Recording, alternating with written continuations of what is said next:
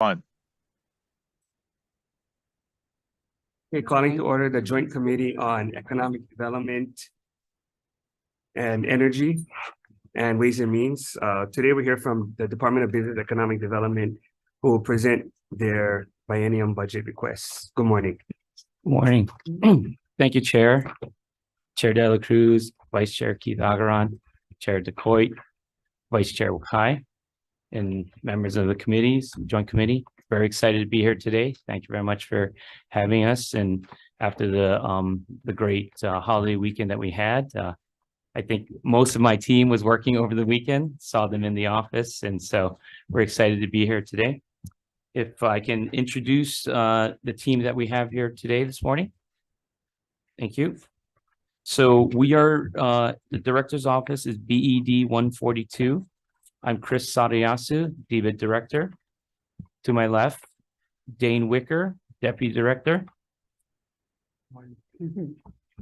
In our office is our Lucy Pasquale, who's our Administrative Services Officer. Day two, Lucy. Oh, I'm sorry, based on the seating, she might be outside, so but she's here, is available. It's her second day with us. We have Stephen Sung, who was the acting ASO, and so he helped put together this package before you. He's our Human Resource Officer. Sorry, I think most of them are outside, so. But then there's here Bert Lum, Broadband Strategy Officer, and then Scott Murakami, Federal Grants Coordinator. So they're part of our BED 142. So I'm looking at page 2 of our submittal. Okay, so then we also have Business Development and Support Division, BED 100, which is Dennis Ling, the administrator. With BED 105, Georgia Skinner, Chief Officer with the Creative Industries Division. Foreign Trade Zone Division, BED 107, David Sickink, Administrator. With the Research and Economic Analysis Division, BED 130, Dr. Eugene Tian, Economic Research Administrator. And so he's been before the WAM committee just recently. Then moving to the left side of our org chart, BED 113, Hawaii Tourism Authority, John DeFries, President and CEO. Hawaii Community Development Authority, BED 150, Craig Nakamoto, Executive Director. Hawaii Technology Development Corporation, BED 143, Len Higashi, Executive Director. Hawaii Green Infrastructure Authority, BED 138, Gwen Yamamoto Lau, Executive Director. Hawaii State Energy Office, BED 120. We have Mark Glick. Today is second day. He started yesterday with us. He's the Chief Energy Officer. Okay. On the right side, Office of Planning and Sustainable Development, we have BED 144, Scott Glenn, Director. And with him, as part of the Land Use Commission, Scott Derrickson, which is the Chief Planner. Natural Energy Laboratory of Hawaii Authority, NELHA, BED 146, Greg Barber, Executive Director. Small Business Regulatory Review Board, Dori Palkovich, which is BED 142. This is Economic Development Specialist. Hawaii Housing Finance and Development Corporation, BED 160. Denise Isari Matsubara, Executive Director. Agribusiness Development Corporation, BED 170. James Nakatani, Executive Director. And the Stadium Authority, BED 180. Ryan Andrews, Stadium Manager. So if I can just open real quick saying that I am very excited to be the DBED Director, to have this amazing team behind us. I believe you're very familiar with what we do. I believe many of Governor Green's initiatives run through our department, whether it's destination marketing with emphasis on destination management, sustainable and green energy, affordable housing, #1 priority of the governor, and then workforce development and economic generation, right? So you have our submittal before you, and we are here and ready to answer your questions. Okay, so you don't have any budget requests? We can go over that. Sure. If you can explain what's in the governor's budget, what you want, why you want it, how much it's gonna cost. Sure. And Do then you want to anything- go program by program, or because it is a steady state, we just put in what we had Yeah, previously whatever's gonna be in the budget document that, just before you? and then if you, after that's completed, you can tell us what the governor may be sending down as part of the governor's message. Sure. What you want, why you want it, how much it's gonna cost. Okay, I'll tag team that with Dane, but I think the major one that we put in is the $75 million and $60 million for Hawaii Tourism Authority. That's Is that to, part of your testimony, or are you going off a table? I'm going off of, no, just part of my testimony, that's what Okay, we what page include. are We're talking, that is page 388 here, they? is major adjustments to the budget. No, your testimony is the letter, right? Or is that your, I'm sorry. Yeah, I'm just looking at the budget brief documents. Yeah, so I was going off of that. It's the major Why don't you differences. Go with just table 6 and just, and then we can ask questions. Go ahead. Table 6 is a little bit easier.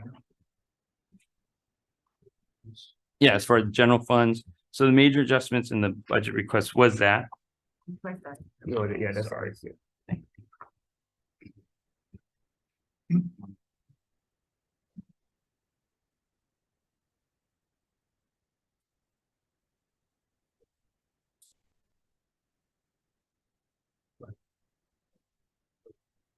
We're gonna call them program ID by program ID, so we'll start with 105.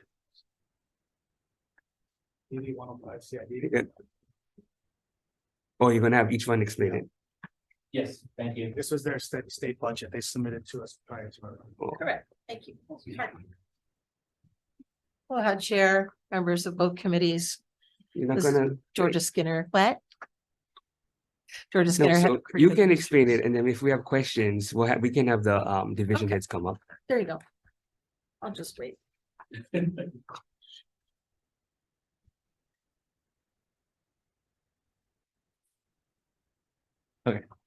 Get there, sorry. Addition.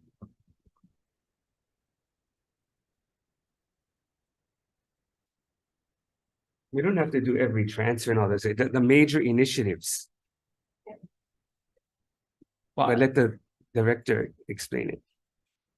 And then if we have questions, we can go follow up with the department, the division heads. all your reading glasses. Yeah, no, I don't have my reading glasses. Oh, okay. Then I will. Reading glasses are important if you like to try. Yes, sorry. That's wonderful. Oh, these are way, All right, in the interest of time. sorry, I didn't bring my reading glasses. So just in summary, I think, if you don't mind, just to let you know, on table 6, there are two important requests. One is to restore funding for 2 unfunded positions. One of them is film independent, FIDS 5, the Film Industry Development Specialist, still unfunded. Position is secure, and we are interviewing. We anticipate shortly. And if you have questions specifically about the film program, Donnie Dawson, our state film commissioner, is here to answer those questions. But nobody has a laptop, because on the laptop, you can at least make the page bigger. That's true. Oh, here, look, it's highlighted. Well, he has to be able to read it, but Okay. Well, let's bring him a left. And then second, restoring funding for the full year funding for 2 half-funded positions that were in the other budget.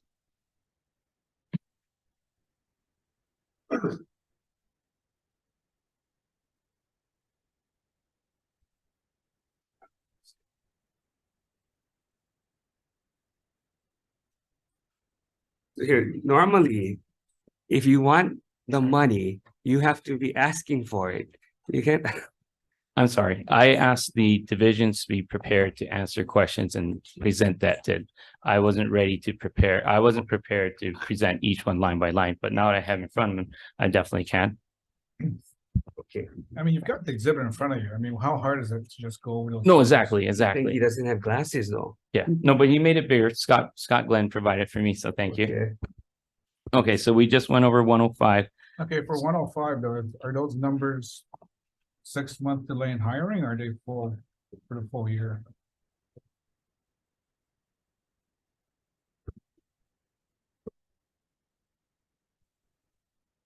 Item 1 in section 6 is to restore full funding for positions that are listed that were in bills last year that then became part of the budget.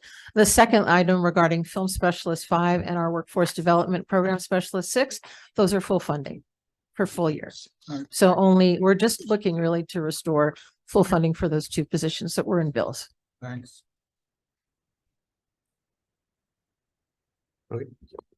Thank you. Okay, so it's mentioned restoration of HTA operational funds, BED 113.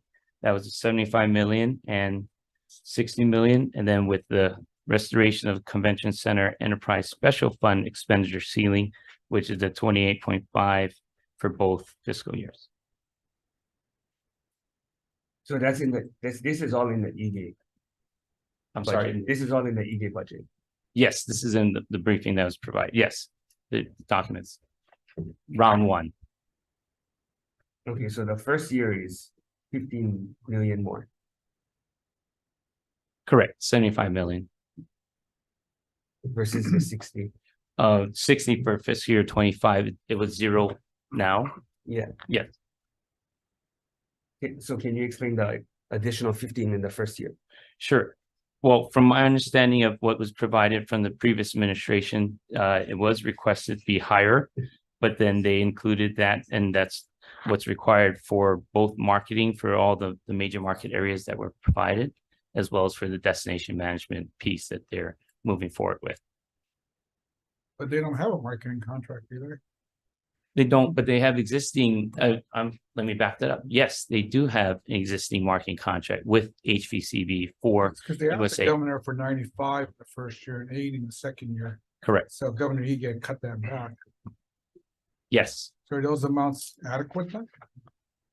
Well, speaking with the HTA team, they would like more, but that's, Everybody wants more. yes, Okay, but can you provide a breakdown of the 75 and the 60?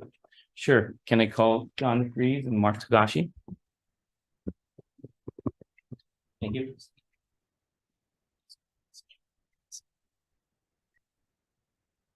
Morning, Mr. Chair. We see for each of the fiscal years, a 60 million in base funding, and in fiscal 24, an additional 15 million one time only. That additional 15 million will enable us to rebalance the timing of our contracts. Since our FY 23 funding of 35 million came in less than the 60 million we anticipated after Governor Ige vetoed HB 1147, we're looking to use the incremental 15 million to catch up and fund the tail of certain contracts. Almost acting as a reset to start our contracts off fully funded and to minimize the likelihood of having to fund contracts across different fiscal years, which would help our planning efforts. Mark, do you have anything to expand on the 15 million? Yes, additionally, this funding would also seek to provide additional funding to bolster certain efforts. What you see in your handouts, we've provided to you a breakout of that share that you requested just now. It provides you with 75 million, a breakdown of the 75 million as well as the $60 million. You can see the delta between the 2 years for each respective program.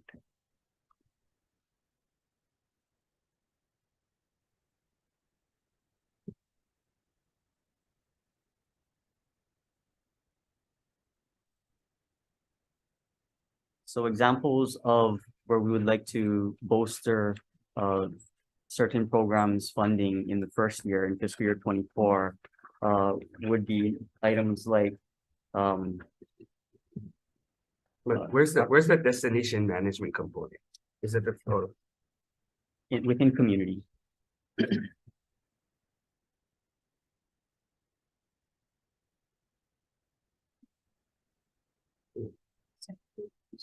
Yeah. So in. So destination management is 7 million the first year and 4 million the second. Our total community programs is 7.3 million in the first year and 4.5 million in the second year. Within there are destination managements for each, the destination management budget line items for each particular county area. You'll see it on line 731 to 734. Yeah. Okay, that's awkward because when you came before us the last time and you talked about the two different contracts between marketing and destination management, they were both about 20 to 23 million each. Correct. And, 23 Chair, million down to 7, that's a lot. Chair, the destination management, when you look at the work that's going into the community, I would call your attention to on the front page of this budget request that perpetuating Hawaiian culture, natural resources, the community events, a great part of our branding, which is focused on pre-arrival and post-arrival education, all of that gets integrated into destination management. Okay, but if it's integrated in there, that's not how you have it laid out in the budget. So perpetuating Hawaiian culture plus community is going to be in destination management. Correct. Okay, that still doesn't add up. Chair, I think what may help is knowing that our destination management component is not only funded by the community, it's going to be pulling from different areas within the budget. So not just this community pillar itself. Okay, well, you should outline this because this is getting confusing. Because if the contract is going to be 23 million for destination management, even if you add Hawaiian culture and community, that's not even half.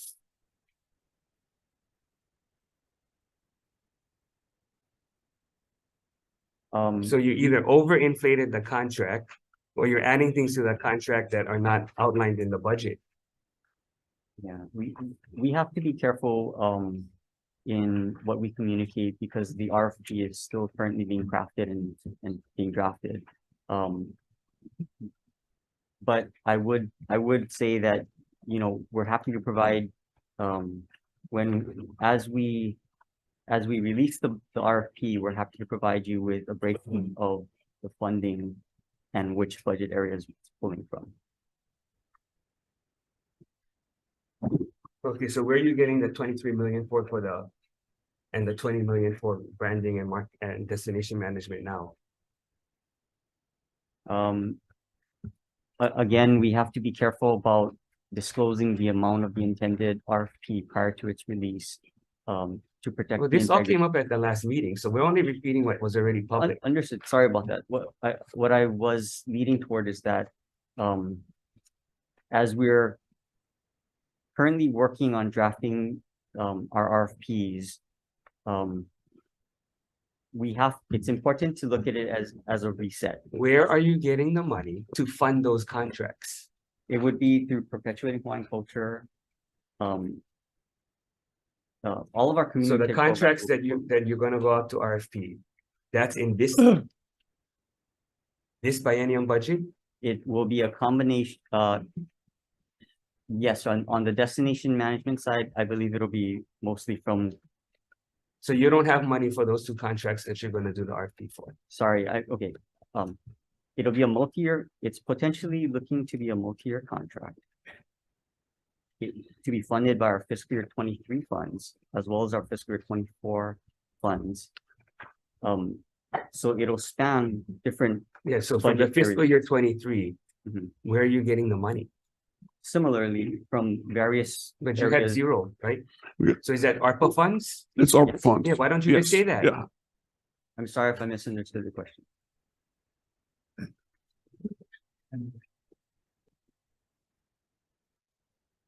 Okay, so fiscal year 23 is gonna be our ARPA funds. Correct. We are funded by ARPA funds in fiscal year 23. And it's a 2-year contract. How many years? I do not think that we're able to disclose that. Well, you just said it's a multi-year contract, so I'm just wondering, is the contract going to be both of the The entire biennium. It'll span the entire biennium. And I understand Mark's caution because your guidance has helped us get squared away with SBO, but it will cover the biennium.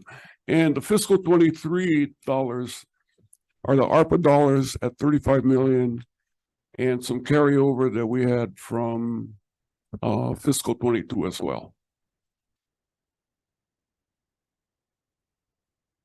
Okay. Yes, Chair. To clarify, we are funded by ARPA funds in fiscal years 22 and 23. In fiscal year 24 and 25, we would be funded by our requested funds of general funds.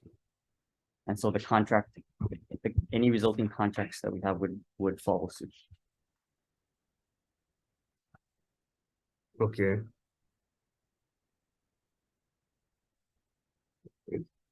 Thank you, Chair.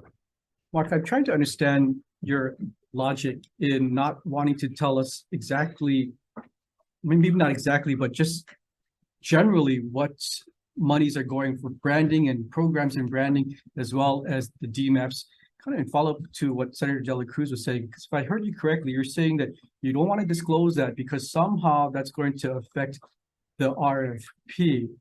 But considering all the HTA has been through, especially over the past year, wouldn't it be prudent for you to be more transparent now? Because it's ultimately going to also need to get board approval before you go out to RFP on the various programs you have. So help me understand, why is it beneficial for you to keep all this information tight and just tell us and let the world know when the RFP comes out what the specifics are in whatever you're requiring on the destination management side, as well as on the branding side?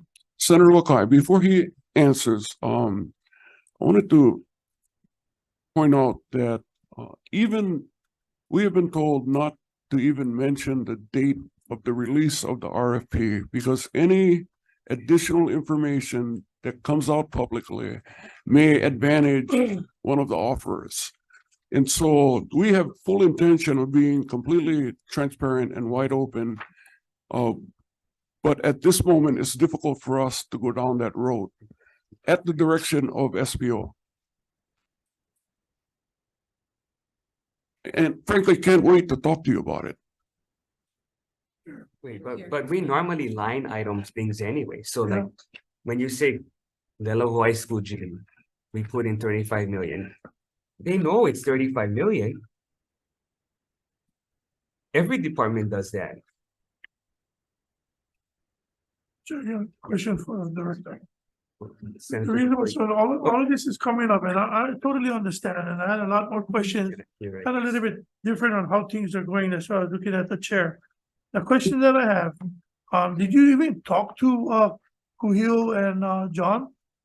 Because right now, you're gonna be the procurement. Let me ask the question.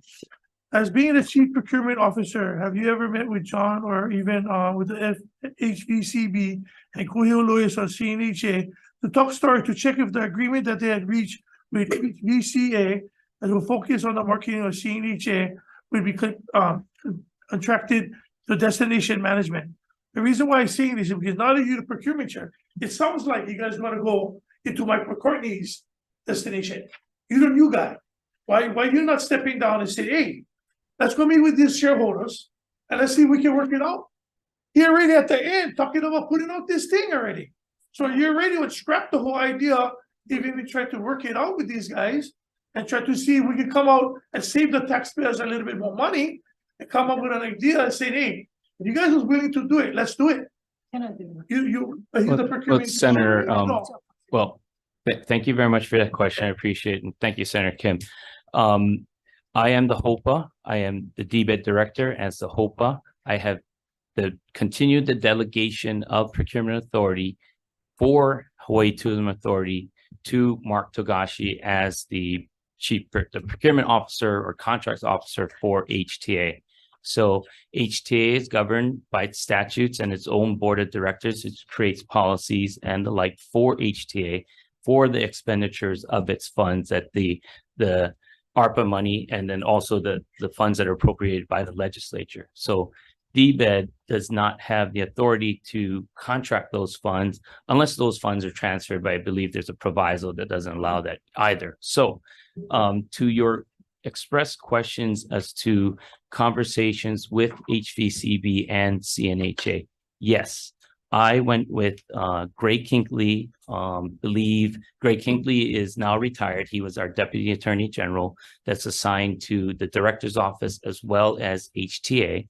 And then also in conference with John Cole, who is now our new Deputy Attorney General, who has taken over for Greg Kinkley. We went out to the CNHA board meeting and spoke to them for about an hour and answered all questions with respect to the legality of former Director McCartney's decision. I believe at the WAM hearing that we had, Ways and Means hearing that we had, the Attorney General's office did say that the action was legal and binding and final. And so we explained that to the CNHA Board of Directors. We also explained they had also filed a written protest with respect to Director McCartney's decision of rescinding the award to CNHA. So we explained the mechanics of that.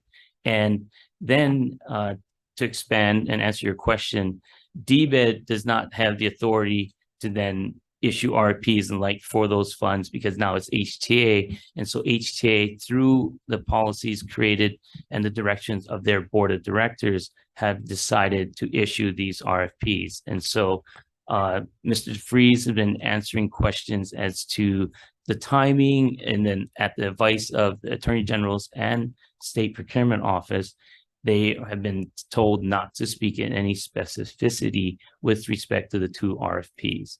So we can answer in generalities. And to also, and Senator Favela, I did speak to John Monahan as well and explain the situation as to where we're at. I've seen him twice personally and been able to converse with him in generalities as well. Senator Favela, let me add that now that there will be two RFPs, there are other offers who failed to participate the first time around because they may have lacked some expertise in marketing.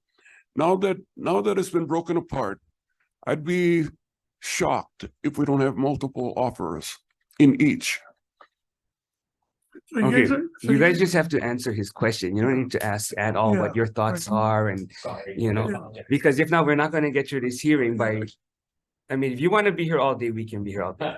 I apologize. I'm sorry. I thought that was the question he answered. No, no, you guys answered the question about, so the part is that the DBED and HTA accepting the legal fallout from the earlier procurement that could be delayed and we could to a contract for the third time for a lawsuit. You guys are ready for something like that? HTA will be putting out those RFPs. They are working in hand with, Well, the question is, are you guys willing and able of taking the responsibility of this recurrence that you guys are doing now with the third one coming out? Are you guys ready? HTA and DBED is ready for get liable for a suit? That's the question I asked.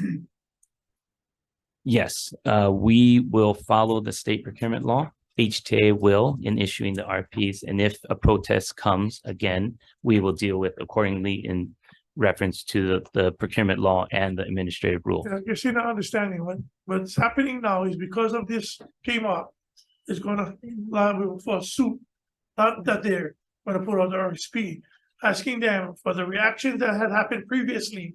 Are these groups willing and accepting to when there's gonna be coming a lawsuit because of what happened previously on this third RSP? Yeah, because the lawsuit is connected to the procurement. Yeah. So that's what the lawsuit, Yeah. we have to be ready for. Yeah, Senator Kim. Thank you. The two contracts, destination marketing, and what's the other one? Destination management. Management. And the other one is brand marketing. Destination management. Destination management and brand marketing. What's the difference of the two? The difference is that in destination marketing, we are out in the major source markets, US, Canada, China, Japan, South Korea, Oceania. And so that activity is external to our shores. And in destination management, that activity fundamentally is on the ground in the communities, coordinating responsibilities between other state and county agencies. So destination management is off the shores or just on our shores? I'm confused. I don't know if I heard your question. Destination management is just on our shores, or is that the world? Destination management primarily is the management of activity and the flow of visitors in state. And then we also have, as we, and then that carries out into our pre-arrival education programs, branding, messaging that is external to the state. And at the moment, that's referred to as Malama, Hawaii, So as the brand central theme. brand marketing is the external part?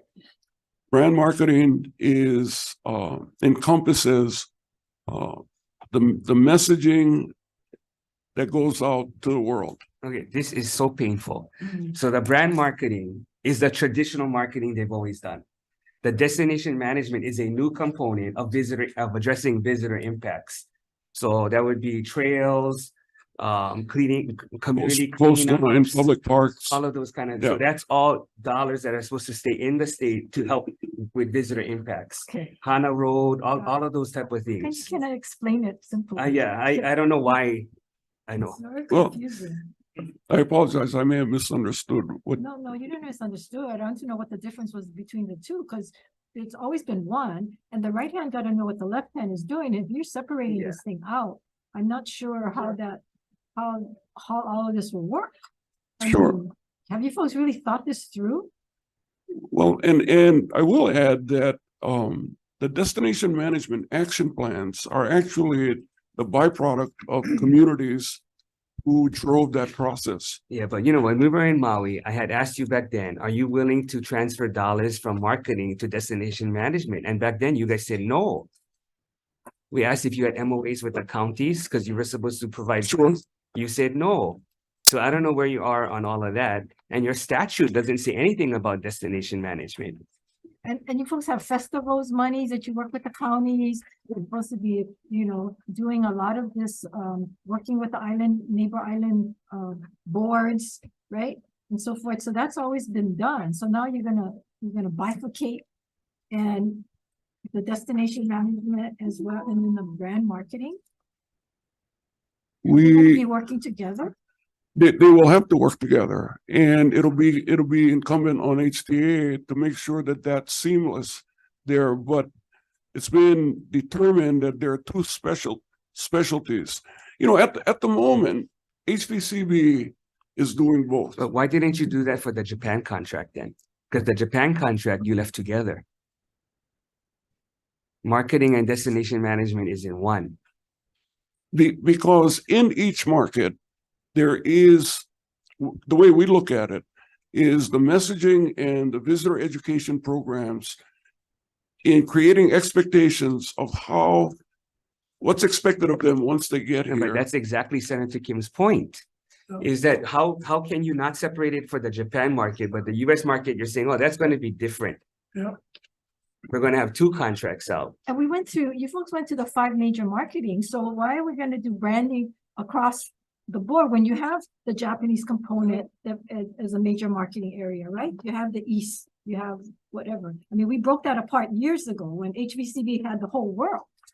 And then we Right. broke it up to the 5 major marketing, which caused a lot of problems that, we got beat up for. So now you're breaking it down even further. So what is HVCB gonna do, what is the brand marketing gonna do? Because you have Japan, you have Europe, you have, I don't know, East Right, Canada. all you have major markets. provinces, Right. Yeah.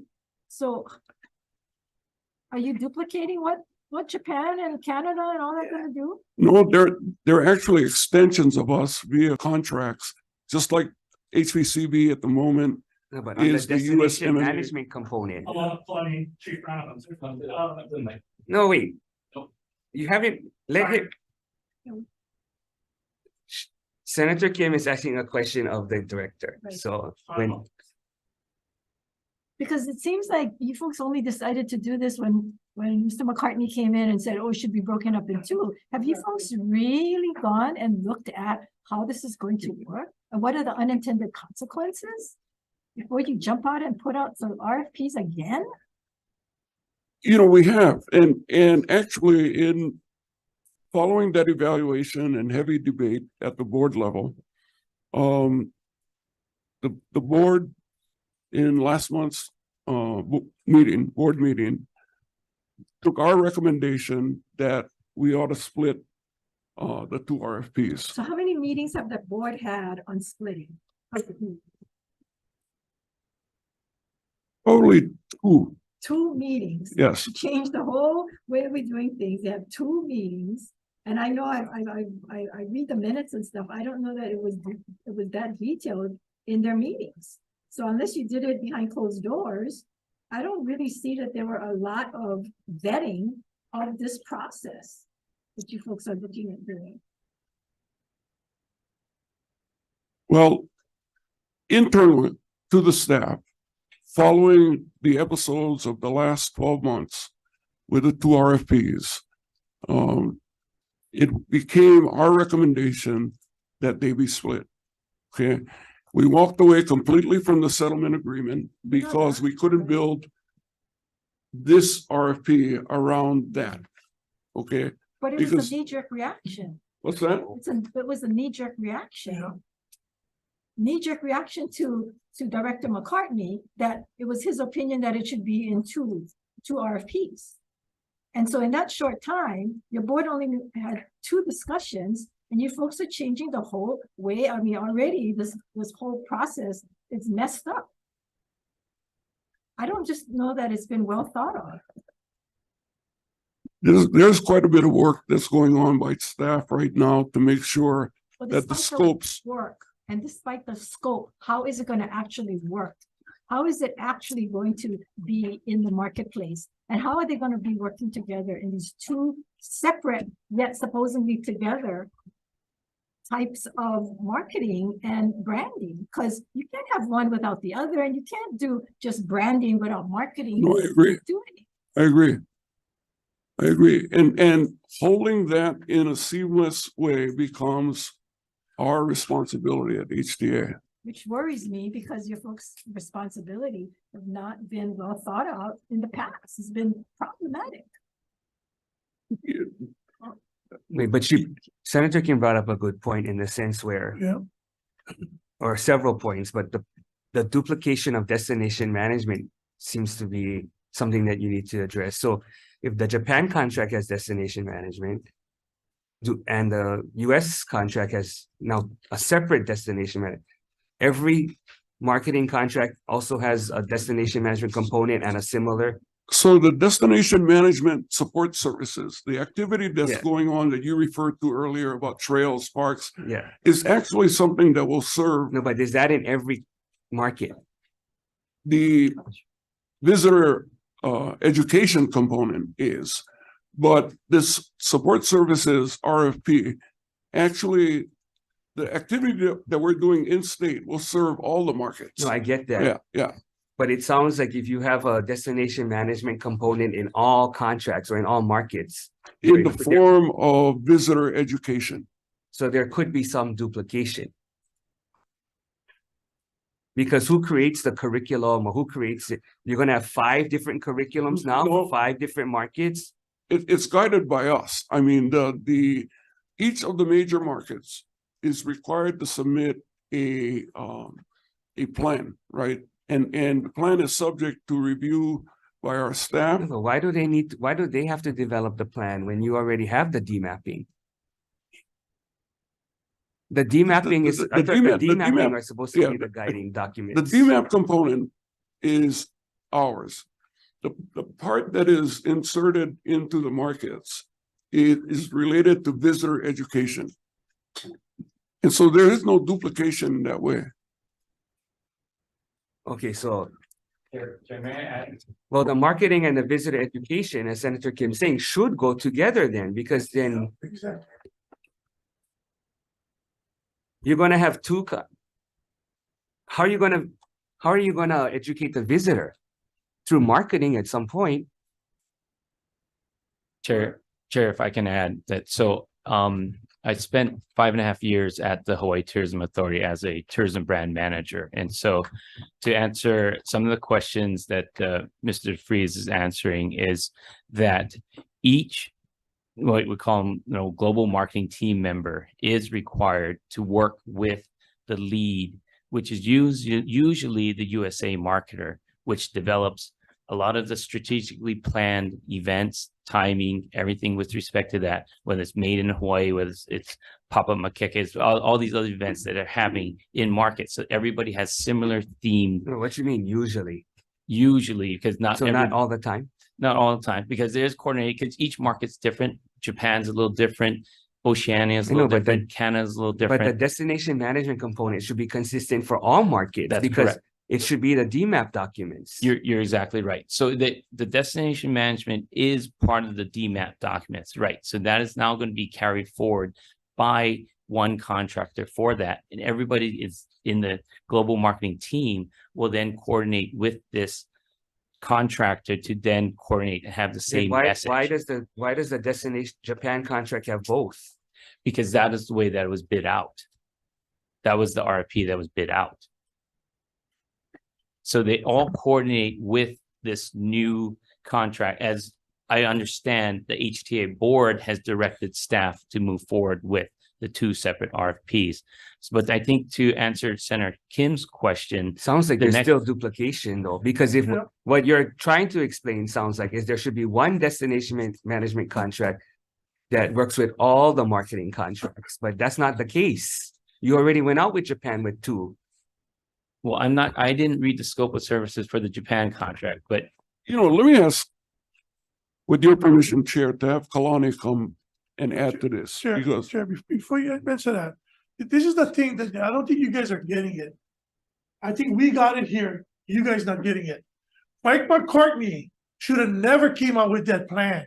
That was his backdoor dealing with one of your board members who's friends with him and to meet with them and make this deal for them to try to cooperate with the procurement. Okay? Now that went south of the border, you guys should have just went back to the same way of putting it out. That's what the senators are saying. Don't try to go over with Mike McCartney's thing. Scrap that, because that's Hukai. Wow. You guys making something complicated or something that he destroyed and screwed up. He screwed it up. Just say he did and go back to you guys' regular way of doing it. Because that's what the senators are saying. Is that the case? We don't need you guys. We don't need, seriously. Just put everything in DBED. Serious. Kind of money that you guys get, $270,000 CEO, $208,000 VP, $146,000 VP of financing, $125,000. This is a lot of money is in that department, whether it's federal or not. A lot of money to make this kind of mistake for our taxpayers. Mike McCartney was wrong, and I tell him to his face. You guys know he was wrong, but you guys went again, 2 board meetings with his friends that run the board. Decided, oh yeah, it's a good idea. It ain't a good idea. You hear the senators here, but you guys still going with it. Scrap it. He's not there. He's here. Scrap it. Go back to the old way. Put it back out, and do it right. If you guys don't care, well, better we just put up something, Chair, and figure out how we can just eliminate HTA. Because that's the talk around here already. You guys not doing what you guys can for the taxpayers. That's a lot of money there. A lot of money, guys. Okay, Senator DeCoite.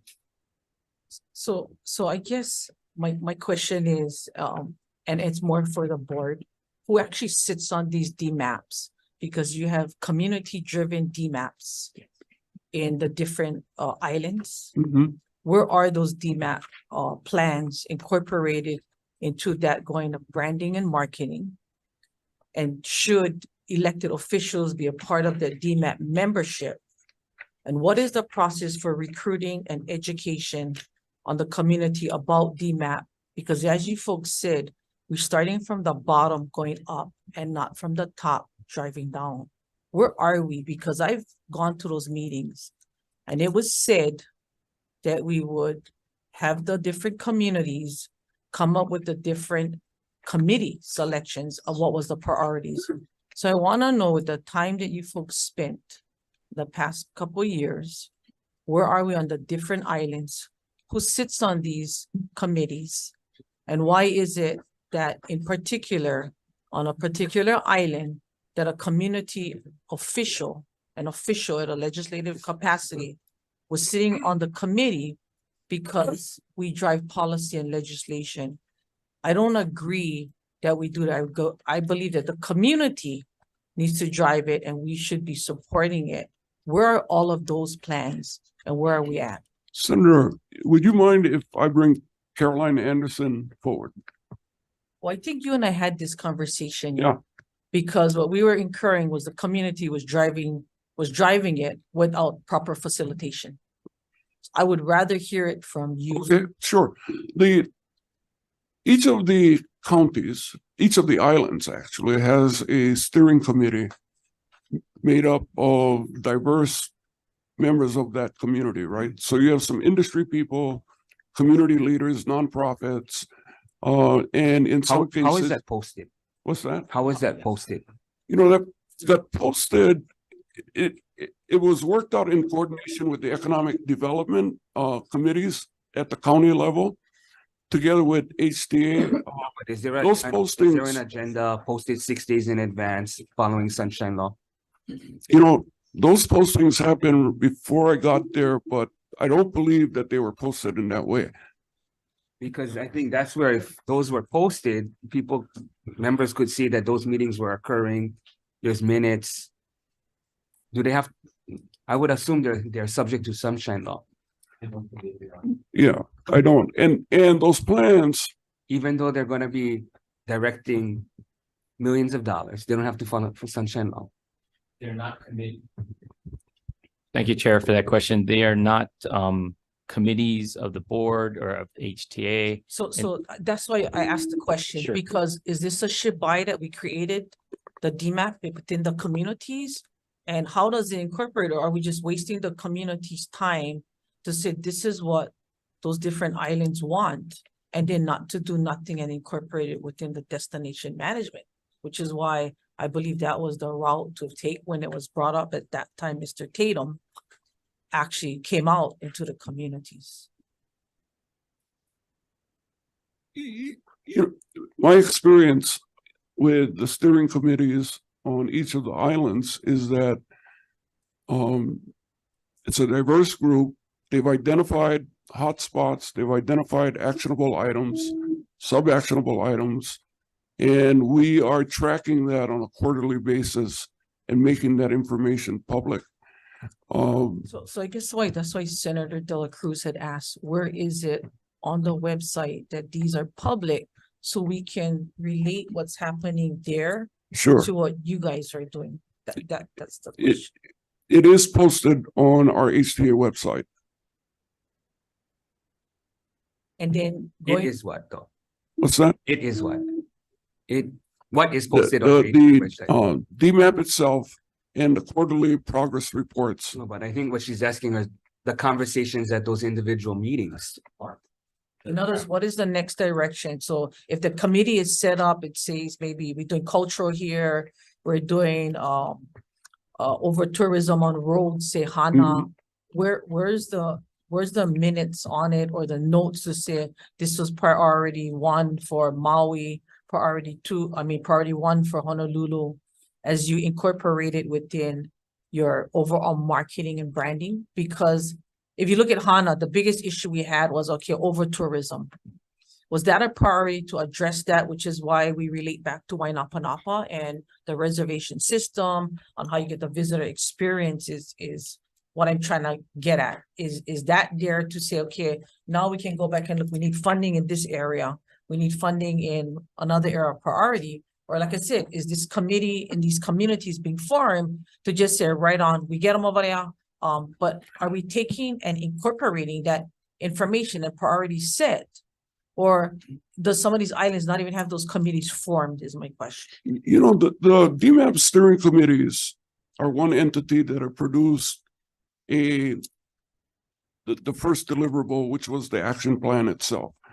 Along the way, take East Maui, for instance, there are nonprofit groups that have now become very engaged, right? So we're having to in the interest of keeping this a community-driven initiative, we're having to be open to the direction that's coming from those groups as well. So DMAP is not an exclusive club that all of a sudden other people that are stakeholders that may not have engaged there are now beginning to How make, often do they meet? it basically is the steering committee comes together. I think on Molokai, we've probably had 2 meetings in the last 6 months, right? And then, So what's the plan for that? Is it every 6 months the committee is gonna meet? no, it meets much more regularly. Let me because each island differs. I asked Caroline Okay. to explain just the specific details of your question, Chair, with respect to what's on the website as well as how often they meet. So Caroline, if you can please take that. Sure. Just those specific. Mhm. Thank you. Aloha chairs. So in regards to the Destination Management Action Plan Steering Committees, we meet quarterly. That was done in 2022. We haven't set the meeting schedule for 2023 yet, but looking at quarterly meetings. So what we do at these quarterly meetings are we go over the progress reports for each of the DMAPs.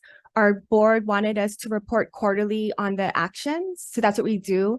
So we meet with the steering committees first to go over what we've done. We get their feedback input, and then we present it to the board at the board meetings. Regarding Molokai, that one is just, that committee is a little bit different because we went from a steering committee to a task force because more residents from Molokai wanted to get involved in it. So we changed it again from a steering committee to a task force. So the task force meets differently from the rest of the other islands' steering committees. Caroline, can you tell Senator Chair where it's posted on the website and how often it's posted? Yeah, so what's posted on the website are the committee members as well as the reports, the overall like phase 1 report as well as the quarterly reports. We don't post any of the minutes or notes from the meetings because it's not a sunshine meeting. We do take notes, but it's not posted, but we post all the reports on there. And OIP gave you that guidance Regarding, that it doesn't have to. Sunshine. yeah, I did not ask for OIP's guidance on that. See, that's but the we thought problem of here. You guys don't this- ask, you guys don't ask the state procurement officer. You guys don't ask the OIP director. What is going on? Why do we have to keep going through this? Why don't you ask the experts in government if you're following the law? We will do that, Senator Chair. We will follow up with OIP to make sure that it isn't required to be a sunshine meeting. I mean, neighborhood boards are advisory and they gotta follow sunshine law. We'll check with OIP. I want to go back to the budget request of going from 60 million to 75 million. I'm a little bit skeptical because of the lack of descriptions on what exactly you're spending the extra $15 million on. But I'm even more skeptical because I want to go back to the HTA audit follow-up September of 22, right? In 2018, there was that scathing audit that pointed out so many procurement flaws within HTA. And in the follow-up audit in September 22, out of the 27 recommendations that the auditor suggested for addressing some procurement pukas, only 20% have been fully implemented. So 80% of the recommendations have not been fully implemented or outright ignored. Mr. DeFries, who's in charge of making sure that you get up to and address all of these recommendations? So of thank you for raising that. Of the 27 recommendations from the 2018 audit, 5 were implemented, 16 were partially implemented, 2 were not implemented, 2 were not applicable, and 2 were disagreed upon. So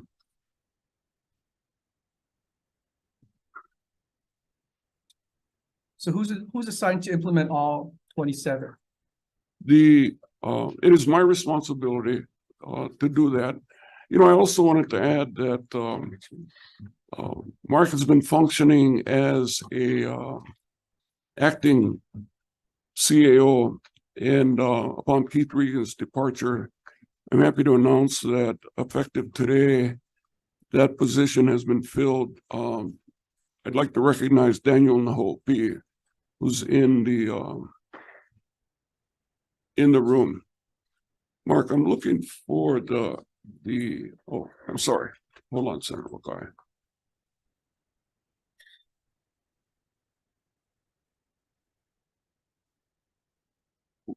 What we are doing in answer to that is developing the audit action plan, which includes reviewing and revising our quality assurance procedures, updating position descriptions to reflect procurement responsibility of the staff, taking remediation actions regarding contractor oversight, updating policies and procedures, providing training to the staff.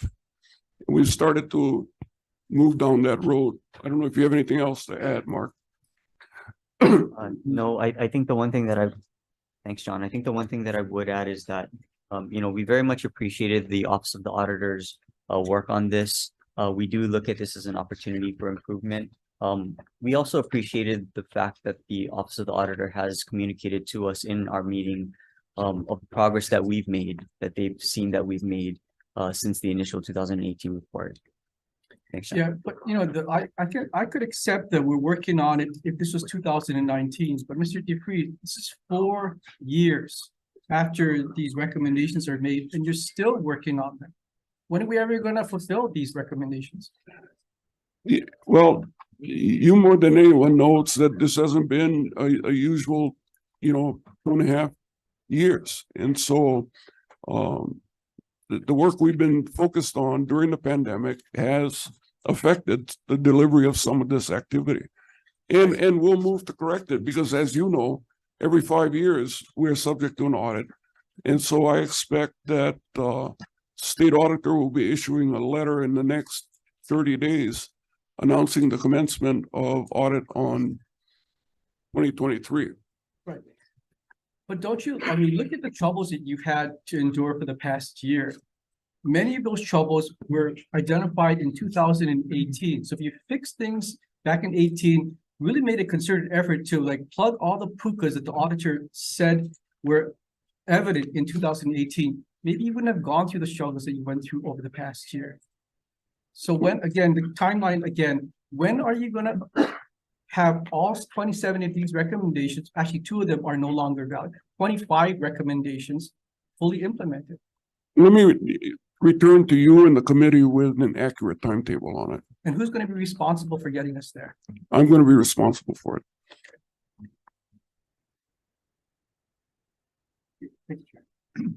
Thank you. Senator Kim.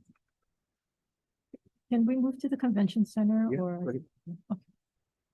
So we requested information regarding the bookings for the convention center, which you did in fact send in. And so for the bookings of 2020 to 2030, starting from 2020, 2021, we have 48 and 115. But who booked them? Which is a part of the question we asked. Who booked them? Did the new contractor book these or did the old contractor book? What year are you referring to? 2020, 2021. And even 2022, I guess, 2023. Because these are all future bookings that was booked, had to be booked back in, or even I don't see where it's long-term. But a lot of these bookings got to get booked years in advance, right? Some of these convention bookings. Sure, and I believe that the contractor source that's identified there identifies, What does that mean? ASM, MH? that's the, management entity of the center. And MH is WAM-EET Hawaii, the HVCB. Okay, so of the 48 and local, I don't see any citywide, I don't see nationwide or offshore. Are Yeah, there in any 20, bookings the- in 2020, 2015, I mean, 2021? you see the citywides, if you're speaking about the citywides, you see what we lost during the pandemic, right? 2020, 21, we're able to recapture a couple of them in future years. Okay, what I'm trying to find out here and gather is how much of the bookings that were done previously, I know that the new contractor took over in 2019, right? 2019, but a lot of these bookings are already done. I wanted to see how much of those bookings were actually done by the past contractor and how much was actually done by the current contractor. Because as we look down the road, you know, there's very few contracts. So the question becomes, who's holding this contractor accountable? I go through your minutes, I don't see accountability on these contracts. Because, and I know the law was changed in 2019, but when I was tourism chair, it used to be under HVCB. And again, I'm not sure if this is what the operator of the convention center still does 12 months, the first 12 months. Yes, okay, Kalani's saying yes. Yeah. Okay, so HVCB is responsible for 13 months and beyond, correct? And the problem we had is that people would go to the convention center thinking they can book everything, and then they got to send them over to HVCB if it's over 13 months. If it's under 13 months and they go to HVCB, then they got to send them over to the convention center. And then anything that's booked by HVCB, but it's got to be delivered by the operator, who's accountable? Because the person, you know, I was direct catering at Alamana Hotel. And I'm responsible when I book something, I'm there, I make sure that everything we promise them they get. So I don't understand how we can do that with having the two contractors. And the law didn't say you have to go back out, it said you may go back out. Right. So I'm not sure what the reasoning you've done that. Back when you were tourism chair, it Don't was say all that. under HVCB. Don't say the year. Don't what? Don't say the year. Just finish your question. No. I was just trying to clarify the fact that when you were tourism chair, that it was all under the bureau. When I was tourism chair, when I started tourism chair, it was under the bureau. We changed it. We changed it. And moved it in-house. We moved it to the operator because my question to the Sheratons and the Hiltons, I said, the day you folks go to HVCB or some other entity to market your hotel, then you tell me that we should outsource our marketing and our bookings. Because why would a hotel give it to somebody outside that don't know their hotel? Right? Why would we give it to somebody outside of the convention center that really is not there on a day-to-day basis and understand the operations and what's the deliverables, and then get the comments and the criticisms when things aren't delivered and who's accountable? So now you have two entities. One delivering them up to 12, oh, sorry, that was 11 months and so many days. Oh, yeah, we take it. Oh, it's 13 No, months. your- Oh, sorry, it's gonna go over to. Your point's well taken. And So why did the board do that? Why did you guys do that? Why did you make that change? you know, I'll certainly take it up with the board, but that decision was made prior to my arrival, but your point's well taken. When did you arrive? September 2020. Okay, so it was done 2019. Yeah. 2019. And you. And my predecessor, I'm sure, had some strong Right. feelings So about it. have you monitoring this contract? Have you been looking, does it work? We do monitor it, and it is, you know, the current personnel we have work very well together. But to your point, there'll come a time when that may not be the case. And you get that disconnect on it. But right now, How I think they- what John Reyes and Terry Orton are doing is phenomenal. How they held accountable. My understanding is the board is not holding the contractor accountable. That these things are not discussed at the board meetings. And I've gone through the minutes, I don't see it being discussed. It's like, The how convention is it center- working? 'Cause you know what? I get this information, not I drummed it up. Somebody's been talking to me. People have been talking to me that it's not true. Okay, so for you to say they're working well, I don't understand how you can say that. Customers are talking to me about how well it works. The other thing I want to add, When you say customers, convention, people who come here on conventions. so they go to all the conventions? No, They go to one convention. they go to one So they see convention, one right? convention, do they book multiple, you know what I'm saying? You can't rely on one convention that's a few people talk to you saying it's going well. No, I hear you, but the other thing I want to say is that the convention center is on the does a monthly update to our board. So, their reports are posted on our website as well. So what do you do with those reports? Do you question them? You ask them about how come there's only 2 bookings? Do you question them as to what's Absolutely. going on? Yeah, Where is that information? It's not, I don't see it. I'm told it's not being done. They're not being held accountable. I don't know if you, but we'll take that up specifically if you're being talked to by someone. And no, I take that seriously because the board has an opportunity to query the contractors every month, as does the staff.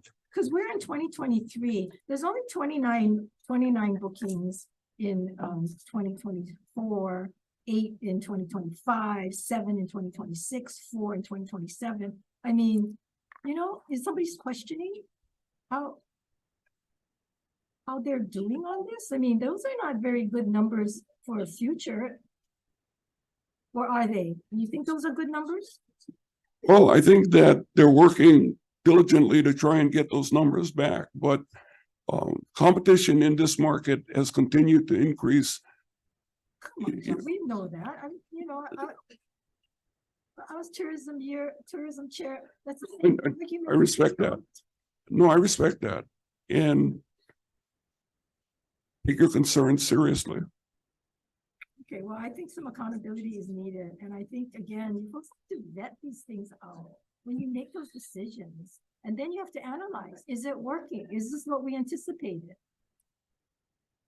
Okay, now what about the roof? What about the roof of the convention center? What about the roof? It's still leaking, right? It's been Yes, it leaking for is. a decade at least.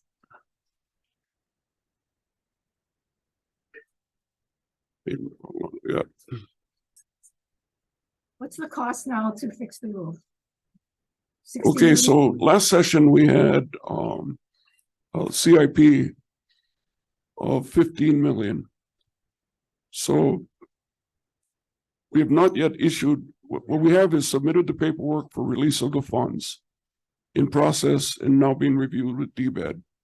Have not yet issued an RFP for the overall contract. However, we have issued an RFP for the project manager, construction manager. The scope is the demolition of the roof deck and planters, lightweight sloping concrete with waterproofing coating. Yeah, I don't need to know all the details. All we know is that you have problems on the roof. What is the cost for the entire fix? Last year, it was 64 million. Okay, what, And at that time, as I recall, that number went up annually, estimated, was it 8%? Mark? I do not know the percentage, but there is an incremental amount. Anyway, as of last year, that and what was it back in 2011, 12? What was the cost to fix it? I don't. I think that there were different options that we were looking at. Right. I believe that one of the options, was to do the Hawaiian Music and Dance mhm, Museum. One of the options was to fix the roof, which I think back then was like about 40 million. And then when they added in or 35 million, and they added in the dance and music, came up to 60+ million, and they board said it was too expensive, cost too much.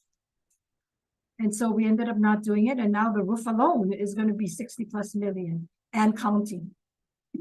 I mean, and this is how many years? Because we knew the roof was bad then, and we're looking at options on how we can maximize the cost. We're gonna fix the roof and not just fix the roof, but add a space and put something there, because since the Hawaiians, you know, we want the host culture to be there so that the visitors that come can be educated. And we have the whole plan, we have the book, it was all done, and yet there's been no concerted effort to do it. And now this cost of the roof continues to go up and up and up. And we get nothing else but fix the roof. Yeah, and have the board been talking about this? What the board has done is approved, was it 50,000 mark for a future study, right? Because there was one done prior to the pandemic. It's a hotel analysis, assess the demand and projected financials. Mark, you were there when the thing was first generated, and you can speak to the update that's happening. Correct, thank you. So, as John mentioned, our board has approved and we have commissioned a contractor to update that study. It includes 3 components. Number 1 is a hotel analysis, which would assess the demand and projected financial info Okay, can I of a stop you hotel. right there? Sure. So this study is $50,000 for what? It's related to the roof? Right. So one of the alternatives that we are looking at is development of a hotel as part of that larger fix and direction of the convention center. So, and how long is that gonna take? We're hoping to have the study updated within session within the next Yeah, but the month or roof two. is leaking and it goes up every year. So when you're gonna decide, you're gonna put a hotel on top of it and not do the roof? Is that what you're thinking? I think the intention was to gain an understanding of a potential option to be able to provide the legislature and come to the legislature with those different options, which includes, would include fixing the roof, an option for a hotel. Understand. Okay, but that study was originally done when? That study, I believe, was done originally in 2013 or 14. Okay, so 2013, 14, only now in 2023, you're going out to update this, and in the meantime, nothing has happened. Right? The roof has continued to deteriorate and nothing has happened. So I'm to expect that you update the study, nothing gonna happen for another 10 years. We understand your concern, Senator. Understanding the concern and you folks doing your job that you folks are responsible for, I don't understand. Last year, we appreciated the legislature's consideration of our CIP request, which was for $64 million, and very much appreciated the $15 million that was appropriated as a What is temporary the fix. point going out and doing another study if you're gonna put a hotel on top? What is the 64 million for? I think that was the concern, that if I can't speak for the legislature, but my recollection and understanding was that there was concern of providing CIP funds in the amount of our ask without having examined all the options first. So I think the legislature, from what I read, wanted us to go back and assess those options, which includes the hotel study, which is why we put it out. Our board put it out as we currently speak. Senator, I also think that Wait, so the previous studies didn't look at all options? It did look at the hotel. it did, but it was dated. But And everything is dated. sure. What changed in 2013 to 2023? I mean, really, of demand and the hotels? I mean, we've consistently had so many bookings. We've had consistently so many tourists coming. So how great is it going to change? Well, and to your point, that may be impacting the ability to close bookings, right? Is the knowledge that roof does leak, and when we do have a major rain event, it knocks out significant number of You need a rooms. $50,000 study to tell you that when it rains believe and it what leaks, it's going to affect some of- an entity. Yeah, some of your colleagues in this building feel strongly about a private-public partnership that could help underwrite the repair and not take 64 million of state tax money to do it. whether that premise is viable or not is still to be tested, right? Well, I I mean- want to go on record because initially the city council decided to do 2 tower hotels and a free convention center. And of course, it was this body, this legislature, at the urgings of all the hotels to do a standalone convention center. Standalone, they didn't want any competition, any hotels. And now the convention center have a hard time even getting the hotels to give their room rates at a reasonable price because it competes with them.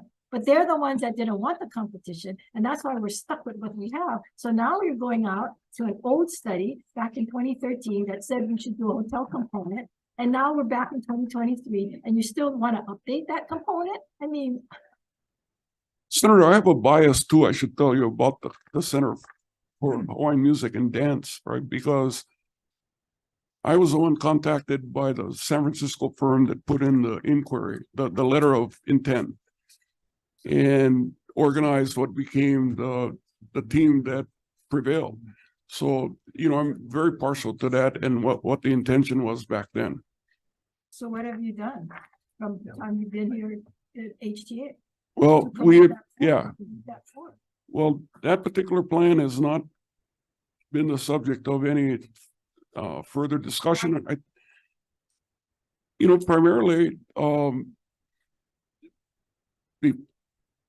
I don't know why, actually, before I got there, it was already terminated. Right, but you said you were part of it, so why? No, I didn't you am, revive I it? am. Why didn't you revive it? Why didn't you put it on the table as part of the options? Be happy to. We've been preoccupied. Okay, thank you. Thank Mr. you. Chair. Senator Wakai. I was told that Terry Orchard was told by somebody on the staff not to come and lobby for monies to fix the roof. Who made that decision to tell her not to come here? I have no knowledge of that, but we'll certainly find out. Right, because suspiciously absent is AEG or AES, or I can't, ASM, yes. Yeah. Them, and they have not been around in this building to advocate for the 64 million. And when I asked Terry, where are you? She said, you and your staff told her not to come here. And so if that's the case, why would you tell her not to come and advocate for 64 million bucks? I certainly have not advised her to do that. And she would be very effective. Okay, so will she be allowed to come this? I'll go talk to her about it because I'm more concerned about who relayed that to her. Okay, you might ask her. Yeah. who asked her. She was told that she had a gag order not to come to the Capitol. So I think that if you release that, maybe we'd have better outcomes in the Yeah. future. But Agreed. in the past, HTA has had that kind of policy, right? When Keith Regan was there, you had a policy within the board that if a board member was in the minority of a vote, they couldn't publicly state their position. On behalf of the board. No, they couldn't. behalf of They HTA. couldn't say they dissented and why. You had a gag order within the board. Yeah, I don't know the answer is yes. And I don't know the formality of that policy, but I do believe that your statement's accurate. But with respect to the critical nature of the convention center, and the detail that it takes to explain it, and the impacts of it, I certainly don't have a problem with Terry being here. It's just difficult because you do have a precedent for a gag order. Yeah. So is that gag order still in effect? At the board level? Yeah. Yes. Is that legal? We'll find out. I mean, I don't think that would work Yeah. in the Senate. Certain conference. No, just going back, just following up on some of the questioning.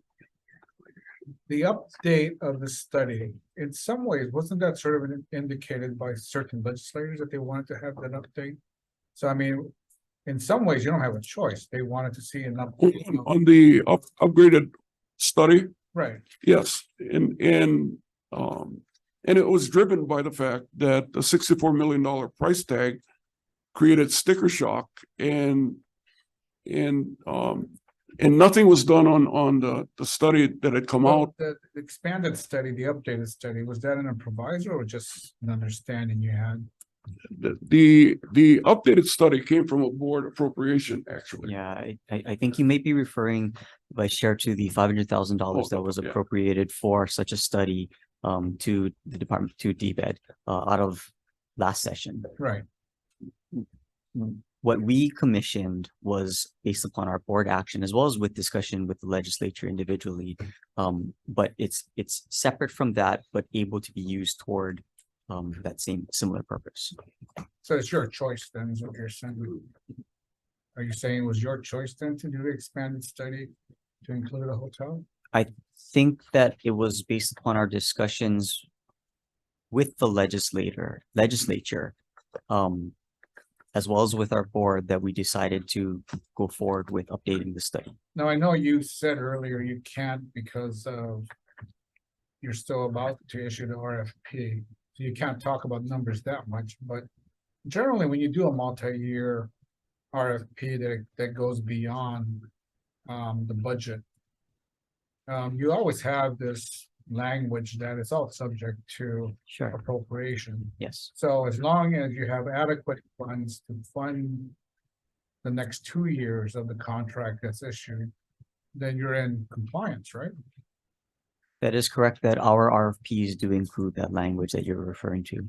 But and if you're concerned about litigation at this point, I mean, you can give us a ballpark of what you think you'd be spending on the contracts that are being discussed today, right? If we are talking about the US MMA RFP and the destination management RFP, again, I would very respectfully refer to our conversation with the State Procurement Office, which advised us to not provide any level of specificity publicly. I'm not asking for specificity. I'm asking for a ballpark. I believe that is also consistent with their advisory.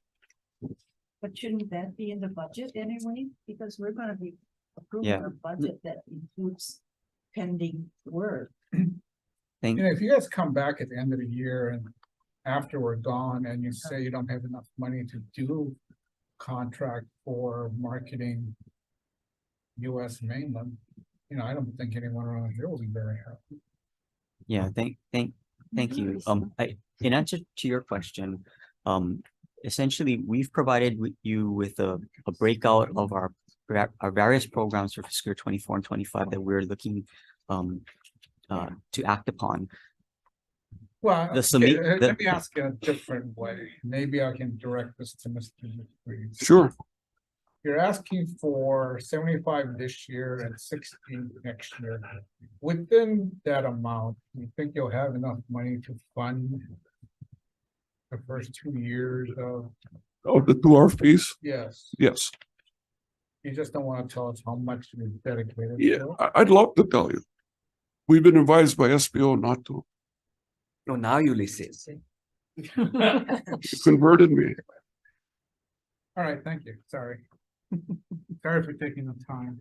Okay, I just wanna, oh, you have a question? Yeah, Okay. just about the roof. Right? The money that you guys got, how much money did you guys get for the roof? 15. 15, so just on top of my head. So while you guys are worrying about having somebody come out and do another study, in the meantime, you guys cannot look for somebody to start fixing the roof with the 15 you have, to start the more major problems we have and have that process start. So if the study does come back and say maybe the hotel or the cultural center, whatever we want there, can add to the rest of the paying for it, then we can have it, because you're gonna keep sitting on your hands. And the convention center is gonna continue to go. So you got the 15 million in hand right now. So why don't you guys put out a partial RSP procurement for the parts that is the most neglected, bust up, falling apart, Sure. speaking now, than to wait for the 65 million or waiting for a hotel to drop out of the sky and build something over there. I think the Uh, 15 million is just for Yes, the but even more consultants. directly to his question, I think.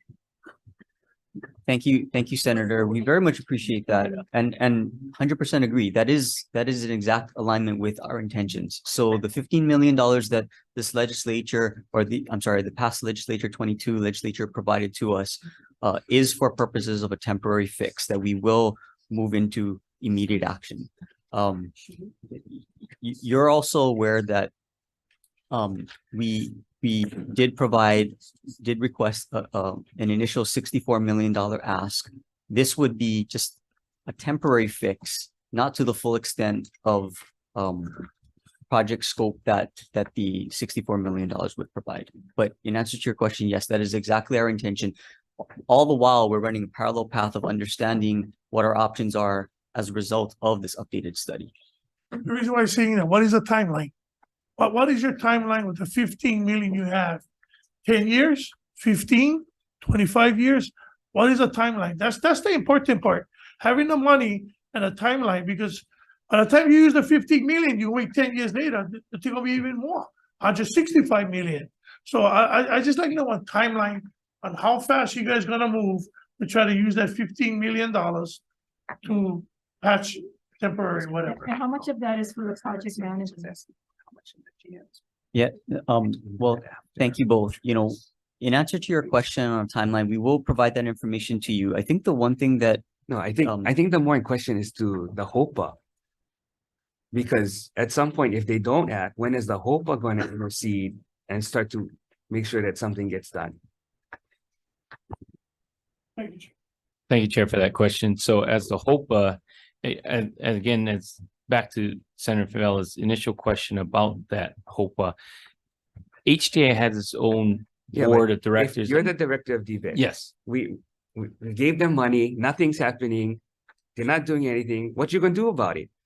work with the board of directors as allowed as my role as the department director, but the Okay, board. so that's what he wants to know. And how long are you gonna give HTA before you insert yourself? That he wants to know precise. I'll ask questions at the next board meeting that I attend. Yes. Yeah, I understand you like ask questions. This beyond questions already. You gotta tell them, you have a timeline, because we have a timeline, and it's falling apart. You know, my family plays volleyball and all that kind of sports inside there. Lord forbid somebody gets hurt, because you guys' timeline, you gotta wait for the board to have another discussion. This discussion is done already. You gotta insert yourself as something more of a direction in going there. If that's the case, then we continue to talk about it. How long, when is your guys' next meeting for the board? It's the 26th. Last Thursday, Thank you, Chair. Thank you. So you have that answer, consultant costs and the timeline? we have issued an RFP, as John had mentioned, on the PMCM project manager. And that's coming out of the 15 million. At this time, we are to fund it out of our existing funds. Not out of the 15 million. Unless we are able to seek to be able to fund it out of that 15 million out of a later time for purposes of expediting, to your point, to both of your points, we have issued an RFP to bring on a project manager. I guess I'm just trying to find out how much of the 15 million are actually going to go to fixing the roof versus planning and project management. We can provide you with that detail. Thank you. Chair, the only reason why, quickly, the reason why I'm asking, I'll just ask the question. Okay, so there's a lot of talk, like I said earlier, about HTA. Should HTA be abolished? Should HTA be transferred to DBED, or how much smaller agency, smaller mission to save the state money? For example, like I brought up earlier about the 270,000 for the CEO, 280 for VP marketing, VP financing, 146,000, 125,000 for the director, and then the other one is 106,000. It's more than that, but I'm just running it off to the smallest amount. I don't like to scare our taxpayers that all this money going there. Director of marketing, director of tourism research, director of Hawai'i cultural, and then we get 95,000 for tourism and brand management. 99,000 for the Hawaiian cultural, 106,000 for tourist research. How much of this money, the reason why I bring in these up, how much of this money, how much of the HTA salaries are funded by federal ARPA or American Rescue Plan Act? And once AARP funding's spent down, how those salaries and funding will be administered to HTA? You want to speak about ARPA? Sure. Senator, if we took 100 million, round it off, 100 million to HTA and the convention center annually, okay? How much do you think it's returning to the state of Hawaii? What would you estimate? In state tax revenue? Sorry. And not that it's done only by that investment, because HTA is actually a private-public partnership that works, right? So it's projected now that in 2022, 2.21 billion, right? And we've got 7% less visitors. I'm sorry, 11.8% less visitors, and spending is up by 7.2%. So this year, the visitor expenditure dollars are going to meet DBED's forecast of 19.2 billion. So the investment that you're making in HTA is actually coming back to the state. Well, are you saying that if we don't keep HTA there, that tourists aren't going to come and aren't going to spend? No, I'm not saying that. What I'm saying is that's the return you're getting Yes, on the. but you can't say that it's a direct return on investment, because the hotels are going to continue to promote, the airlines are going to continue to promote. People are going to come and spend whether or not they saw an ad by HTA or whether they were brand marketing or, you know, I've been doing this for over 20 years. And you cannot tell me that if we didn't spend one dime, that we wouldn't have similar kinds of returns. My point was that this is the kind of private-public partnership, because what you don't want is the private sector independently branding the islands. I know. They probably do a better job than we do. We disagree on that, but you know, I'd love to talk to you about We it. should test it, and we should not have any funding by HTA for 5 years, and let's see the numbers.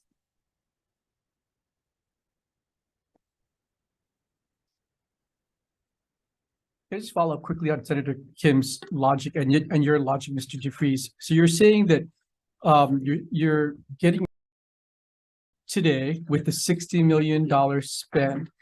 Less. I'm sorry, more spend, not more tourists. But that comes when we, at one time you had $72 million and then you went down to $60 million.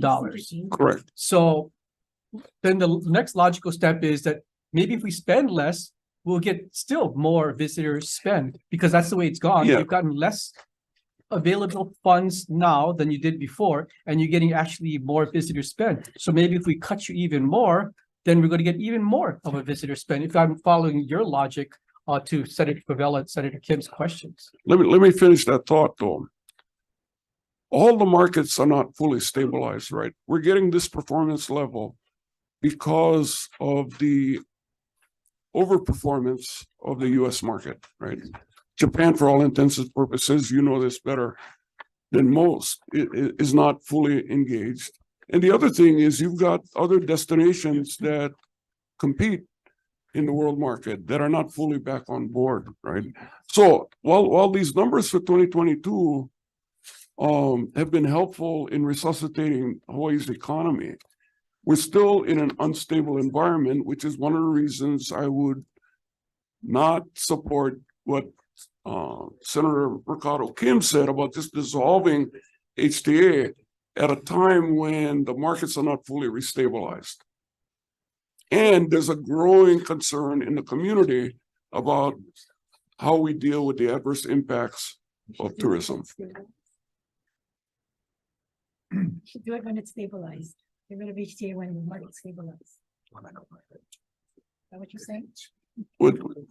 What I'm saying is, this is not the time to take a risk like that. Well, is there ever a time in your mind? Is there ever a time? We'll see. I mean, we should talk about it, but I wouldn't, yeah, I wouldn't recommend that. Each day is part of your creation. You as a body, I mean. And frankly, you should be celebrating its success. Well, it's gone through many iterations. When you came in, it was a mess and they got fought every step of the way in changing it. And, you know, and over the years, we gave you guys check writing, we gave you guys exemptions from procurement, we gave all of this stuff.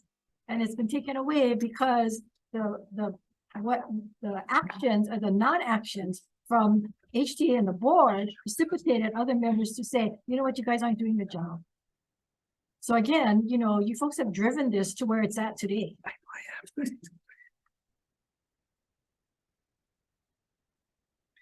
One quick question. Okay. You know, going back to the audit, and the state auditor pretty much says you failed on following up on its audit from 5 years ago. And considering now you're fully funded by ARPA federal funds, how confident are you that the federal government's not going to come down hard on you and tell you, Mr. DeFries, you got to repay us part of the $60 million for not having a really solid procurement process in place? I am confident that we have taken the right steps. Because part of the requirement of ARPA is to comply with the state procurement, right? And each step of the way, it's been our ability to access ARPA monies in the last 2 years has been very methodical, done with the support each step of the way of BNF. And so I'm confident that we are in compliance. That doesn't take away from the auditor's comments, but relative to your question.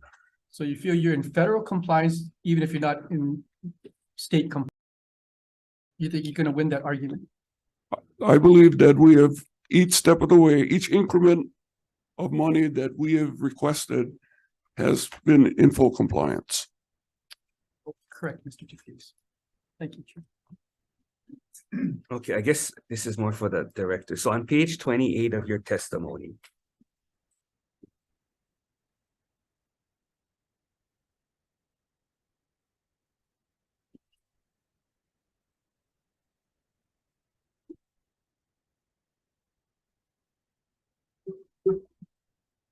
Oh, this is your whole informational budget briefing. Yeah, so a 4 and 4. It's this one. 413. You know, the write-up you did. Oh, got it. All right. Yes. Okay, so under measures of success, so you have a goal, a 5-year goal for HTA, action plan, and measures of success. Yes. So how do you have a report already or some kind of measurement of how you've achieved some of those milestones and measurements?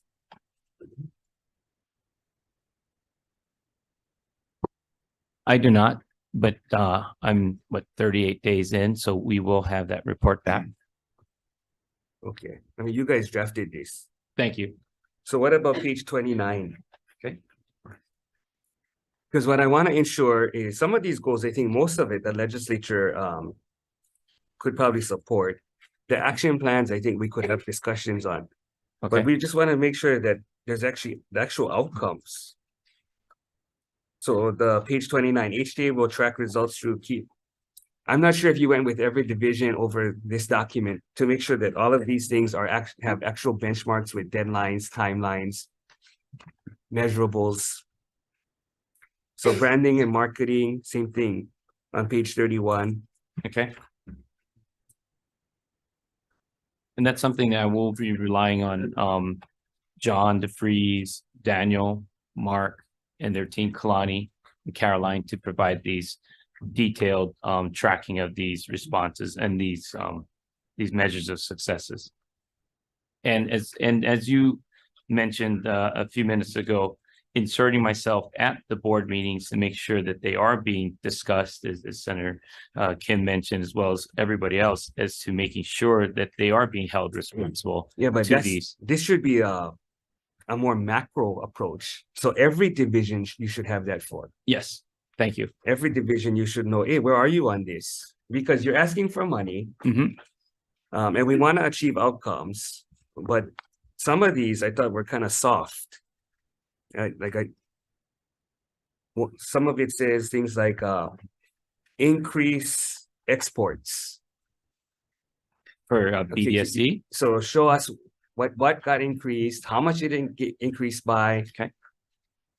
If not, it's just some generic statement that has no teeth to it. Thank you for that feedback.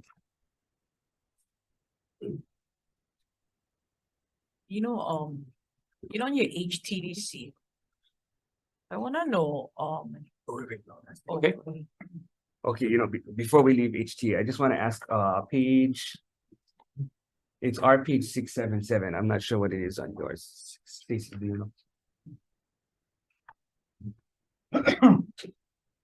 It's your remote working. Yeah. Oh, no. What document do I tell them? What? They submitted it separate from the budget documents. Okay, The if you can. telework, yes, yeah, I'm so- familiar. We have Stephen Sung here as Okay, well your with their, yes. Your second page. And I'm not sure if this contributes to maybe the confusion or how things may be stalled, but we noticed the HTA brand manager, that 4 days telework.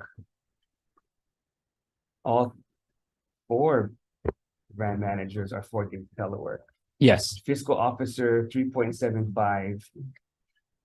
HTA chief brand officer for HTA, and then you have a lot of executive assistants or administrative assistants telework. What is our policy?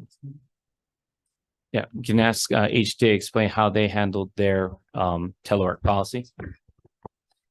Okay, he can explain it, but then what I want you to explain afterwards is what's your overall approach to DBED and all of its attached agencies policy, because they're all inconsistent. Why don't we address that question first, because we got a memo last night. And so, yes, I was working with DHERD to find out the plan. They have something working with HGA about the telework plan or what's required to move forward with teleworking. So I asked last night our new ASO and our human resource officer to let everybody know that we want everybody to be back in person starting February 1, 2023. So that's in the report to you. If there are circumstances that require, there is a worksheet or form of application that DHERD is going to issue for people to fill out. And then for us, Deputy Director, myself, and our ASO to determine if that is something that we will allow based on the recommendation of each agency director or the division lead. That's why you have a deadline of February 1st. Yep. Yes, so I am requesting everybody come back in person. And that was a memo that was sent out last night, I believe, by our human resource officer. And then asking for everybody to fill out the soon to be released DHERD form that does ask them to fill out the reason if they are going to request telework privileges, and that we will review them on a case by case basis as they are submitted and recommended by each agency or division. Okay, because some of these reasons, I think members might have questions. I mean, you have quite a bit of brand managers that are only Yes, going 1 day a week. that's correct. And that's why I asked them to change to all in Same person. reasoning for everybody. And Yeah, so those were submitted by each attached agency and division and collated by, at the request of WAM, and collated by our human resource officer and then turned in. Senator Marwa. Do you have a policy either in HTA or DBED that really requires each division or program manager to assess when and where telework is occurring? Do you have that, or have you been following that? Because some of these reasons are like being afraid to walk, from their car in the parking lot, or some of these are dependent care. Those are not part of a telework policy. So I'm just wondering, what were you following in the department? Thank you, Senator Moraki. I appreciate that question. That is under the previous department director. and previous administration, I have asked everyone to come back in person. And we just set it out. We were waiting for guidance from DHER.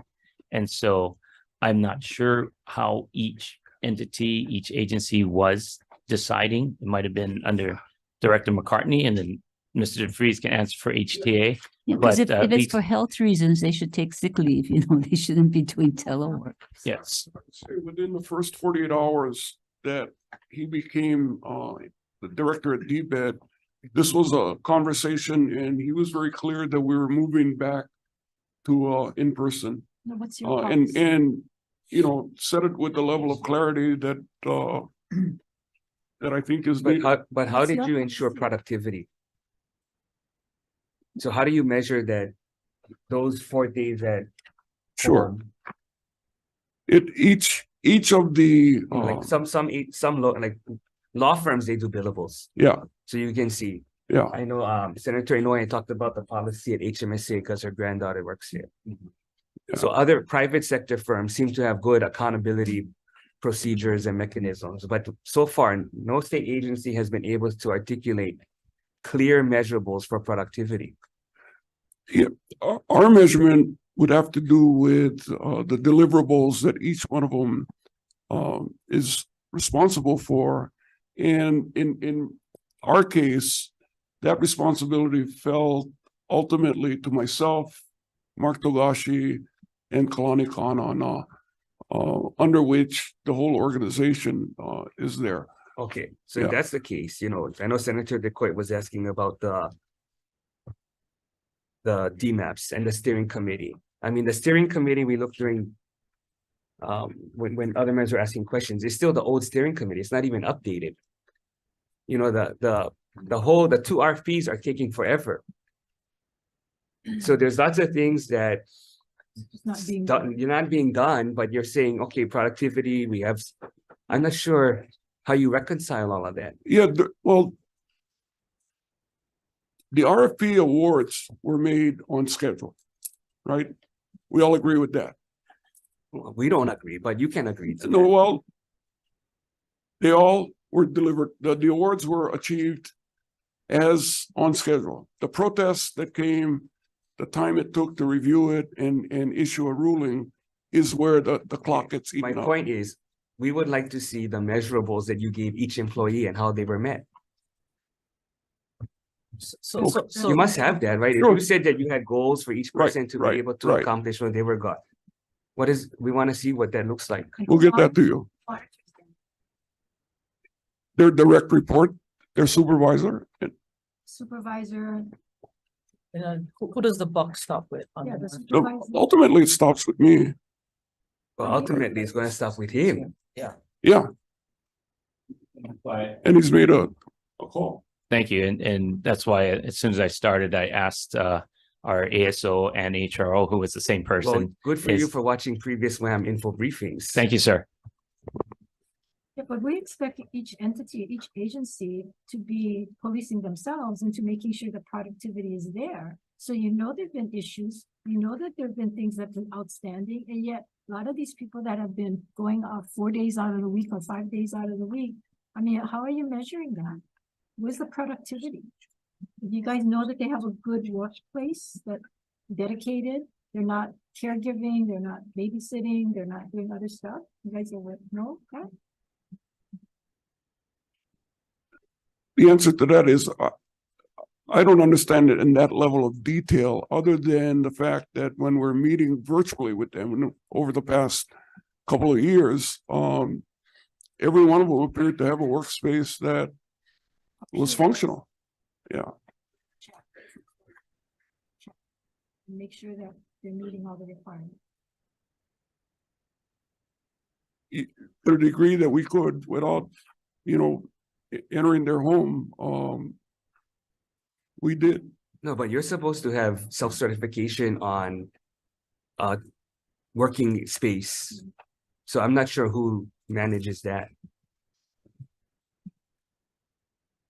in the future, you should have a telework coordinator, I think for DBED, but you have so many separate agencies, so you really need to look at that. And the employee should be high performing so that, it's just because I want to come in, so if you start looking at the policy.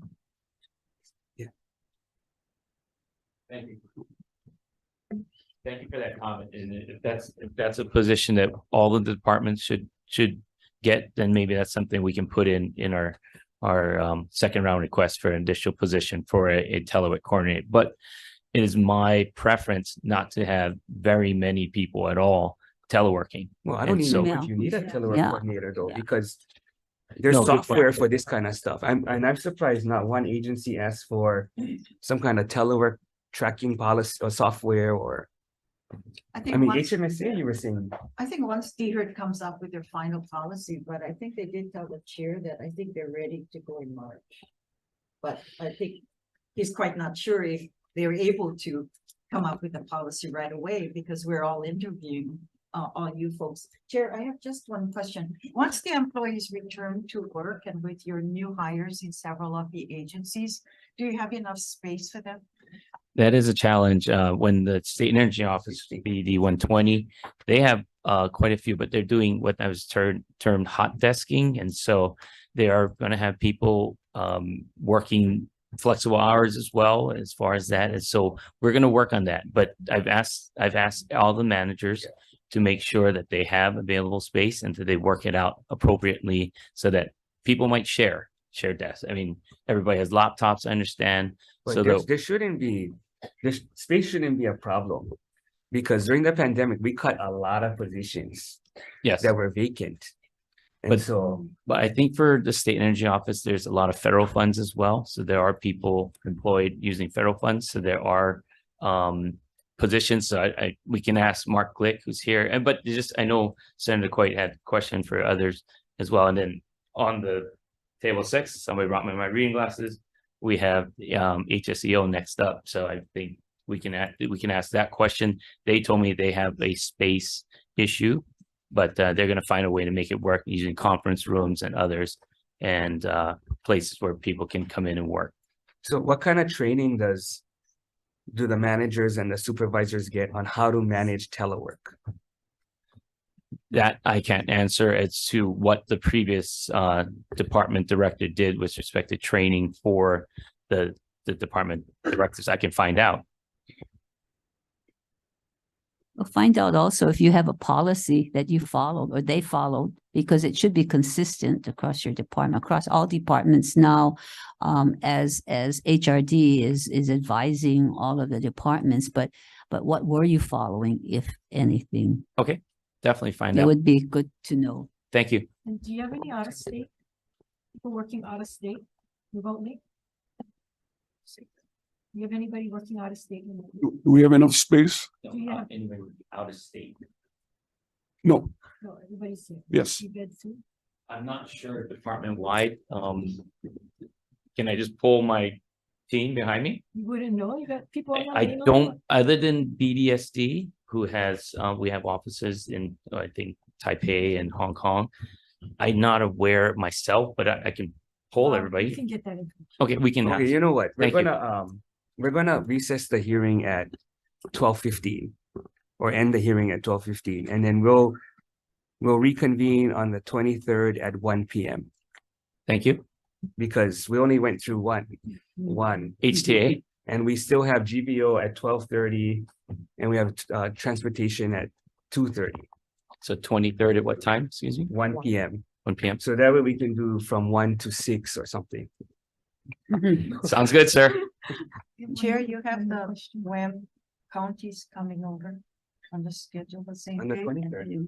Yeah, well, my schedule says 1:30. Okay, we'll just double check. Senator Kim. We'll be available when you schedule it.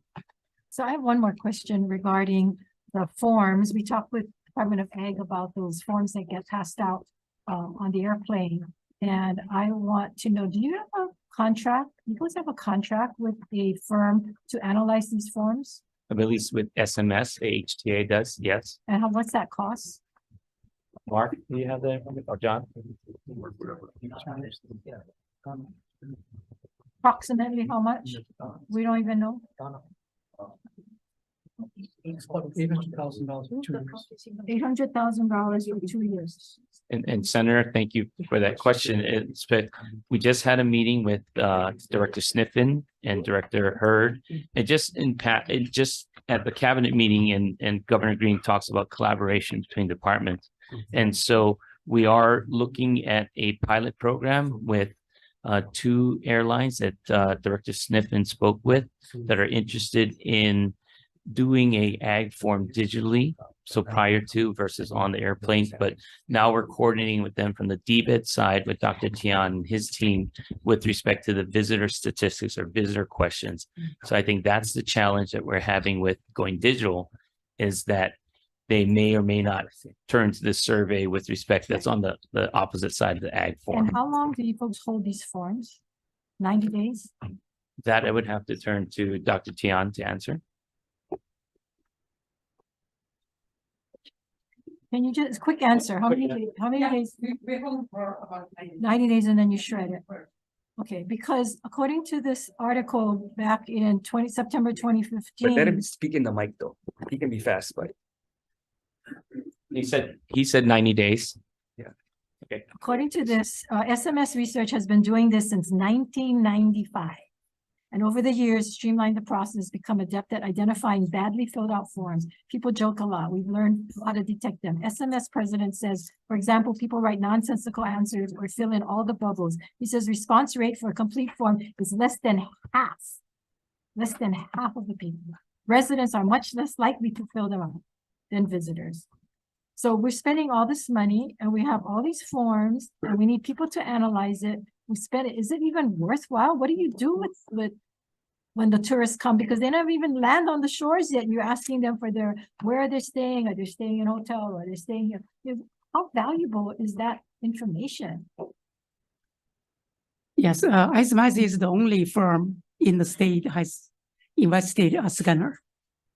So we just issue RFP and nobody bid for that project because there is no any other firm in the state has this scanner. And according to our statistics, there are 73% of the people, they fill in the tourism side of the farm because the agriculture side is mandatory. Right.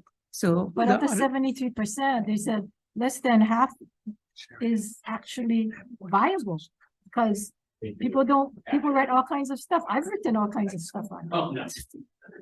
Just to see what you guys are doing, and so how valuable, again, is the cost, return on investment, how valuable is this? And even if you go electronically, Director, somebody's got to monitor it. You got to pay people to monitor. What do you do with these statistics? The questions haven't changed over, I don't know how many years, decades? 1947. 1947. Yeah, it started in October 1950. So the law started in 1946, and we started the agriculture farm in 1946, and the two farms together started in October 1950. And has that been changed since? We changed the questions. The question is longer. Okay. So but can we get a response as to how valuable this is? How many hours goes into it? What do you do with all the data? How often you evaluate the questions being asked? Yes.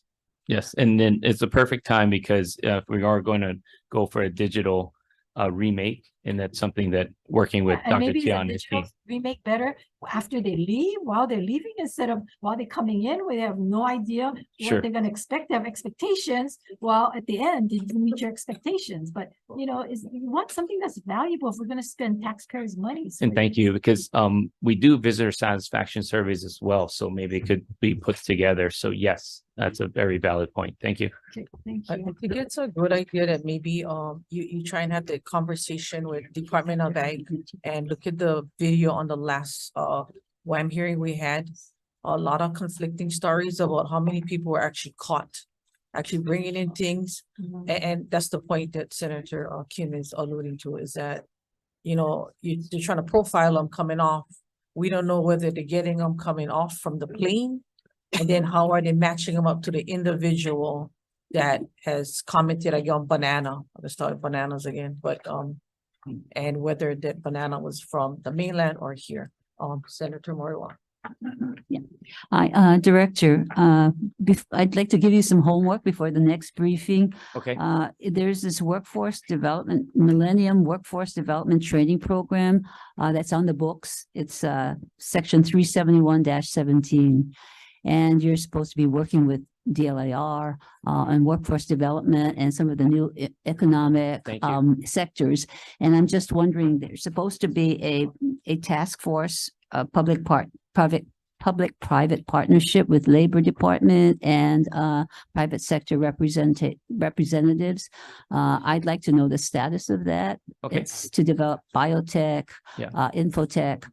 These are new industry Thank you. sectors. I'd like to know the status before the next. at the Awesome, next thank you. And Senator, appreciate that question. I have asked someone on our team, Scott Murakami, to coordinate and work and find out the progress, and we will have a report for you at the next hearing. Thank you. Okay, wait, we're gonna have to do the 25th. 25th? Initially, the mayors were not coming, but a couple of mayors are gonna come. And One to present 6, on the 23rd. 1 to 6 on the 25th. So you will be 25. I'm sorry, what time? 1 to 1, 6? yeah. One. Go ahead. So on the follow-up, with Senator Moriwaki, I just like to say, one of the biggest problems experienced during that pandemic was the meltdown at unemployment. Has the claims processing system at the unemployment been fixed, and what kind of support did DAGs provide? That might be, oh, as a follow-up. Oh, Wonderful. Yes, we will follow up with Department of Labor, DLIR, as well as, because I think you're right, that is the statute that we read, and Deputy Director and I have been tracking that, so we're working, and we'll have a report on that. Thank you. Because the focus is not only in economic development, but it's really the jobs, because our people are leaving the state. So what are you doing to coordinate so that it's also training and education and the jobs and development of jobs for our residents? Most definitely. That's part of Governor Green's initiative. So to do workforce development. So thank you. Yes, we will have a report. Thank you. okay, one last tourism question. Okay. And I'm not sure how you guys are gonna address this, but what kind of tourism support for the overall quality of life for Hawaii's residents is being funded? And is there a cross point over which our quality of life decreases, even if some individuals and businesses reap monetary benefits? All right. Can you repeat that, please? So at what point does the overall residents' quality of life start to be impacted, even though certain businesses are reaping monetary benefits? From tourism. Where is that nexus? Okay. And then one answer is that's what the destination management action plans are doing and identifying. I think at least from my time at HTA, we heard the legislature and the residents and the feedback loud and clear that there is a push to bring less visitors and increase spending. I think Senator Kai is very adamant and instrumental in that. And the strategic plan then adopted by HTA had that as one of its 4 pillars is destination management. And so I think that's why some of the direction of what HTA has done in the past. So that's my understanding. And so there might be a point, I mean, then I'm asked Dr. Tian to look at that as well as to what the correct number is for Hawaii, but HTA. Well, I think it's what kind of number of visitors and what kind of visitor. Yes. Because different kind of visitors impact different components of. Very true. And so I think as we are expecting the Japanese visitors, the other Asian country visitors to return with the reduction in the strength of the US dollar, we are going to get a good mix of visitors that we believe both the tourism industry and the residents will be comfortable having here in Hawaii. So I think that's a challenge to make sure we have the right visitor mix. But at the same time, we don't do pricing. The state of Hawaii doesn't do pricing. And so it does determine what type of visitors do come. So I think that's something that we will work with the industry and discuss their metrics and their strategies with respect to marketing. And I think Okay, but this isn't new. This is back in It's not new. 2004, 2005. We talked about going after the business and the convention center, the Yes. business traveler, because they come in, they do their business, they leave. yes, They don't impact as much as some of the others. yes. And so again, when did that not continue on? I mean, we talk about things and then I don't know what Yeah. happens and you guys don't do it anymore. Well, Senator, I appreciate that question, and I wrote down the pace for the convention center and something to bring up at the next board meeting. I believe I am an ex officio member, but there are no spaces on the board. So I attend the board meetings. I will ask those questions and follow up with those questions that you brought up here. And we attend the marketing committee meetings. We attend the other meetings as well. So we will ask those questions of the HTA. And I think the challenge is that we are DBED. They're attached agencies to us. So as the But they're DBED director, here, so they know this. And I Yes. asked that question, I don't know, a couple of months ago, and they said, oh, last year, and they said, well, no, that's not part of our plan. I said, well, it used to be. So when did it change? that's something that I can't answer and something that HTA has to answer, but I will ask those questions of the board in my role and capacity as DBED director and they as a attached agency to So, but DBED. even when you look at our workforce, our Yes. tourism school is ranked 47 now? It used to be number 3. Okay, How many local GMs do we have? that I don't know. I can ask and find out from the industry. Local it- general managers, right? And You know, we don't see enough local people yes, in high management positions. And I brought this up before. If tourism is supposed to be our number 1 industry, then local people are just supposed to be just a workforce, not management. I mean, how many locally owned small companies are we trying to build capacity so that everyone benefits from tourism, not just a small group of people? That's where tourism has to do a reset. okay, That's part of the reason why I think when we had the override, most of us did not get a lot of calls, maybe except for Sharon, about overriding the governor's veto, because tourism, I only got 1 call from my entire district, and that was a contractor for a PR, that was a PR firm for HTA. okay, Wasn't residents saying, hey, no, we're getting impacted. Residents were really frustrated, yes. and they're not integrated into the management and fabric of tourism. So I'm not sure how you guys are planning to address that. Yeah, and great question. And I look forward to working with the HCA board and the Green administration on figuring out what's best for workforce development, as well as getting high paying positions for local born and educated, whether at the Scheidler School of Business, the Tim School, HPU, Chaminade, and the like. And so and even the community colleges that we work with, I think there's programs then with tourism. And so the Climb Hawai'i, we have sponsorships with them through HTA that I'm aware of. They do a really good job in getting people interested in the industry, but then it's our job to make sure that they do get the degrees and the necessary experience to then move up in the executive world. To work with HLT, Movies Group. Okay. And because when an outside company manages a property or owns the property and the hotel and everything under the sun, brings in their own management team from throughout their circle Yes. of state facilities.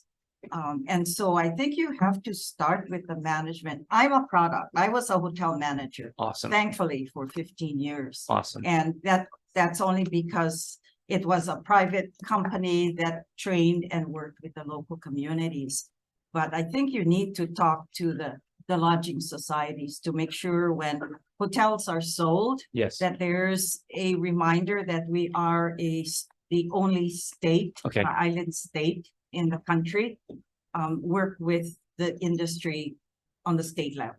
Thank you, Senator, for that. And I have spoken with Mr. Hanneman as well as Kikoa with the AHLTA, that entity. So I plan to work with them and speak with them about the workforce development and the like, and making sure that we provide opportunities because for. our colleges, TIM, I mean, our citizens would like to work in the industry, but if they can't be promoted or, you know, get to a higher level of positions in Yes. the industry, it's not gonna happen. Yes.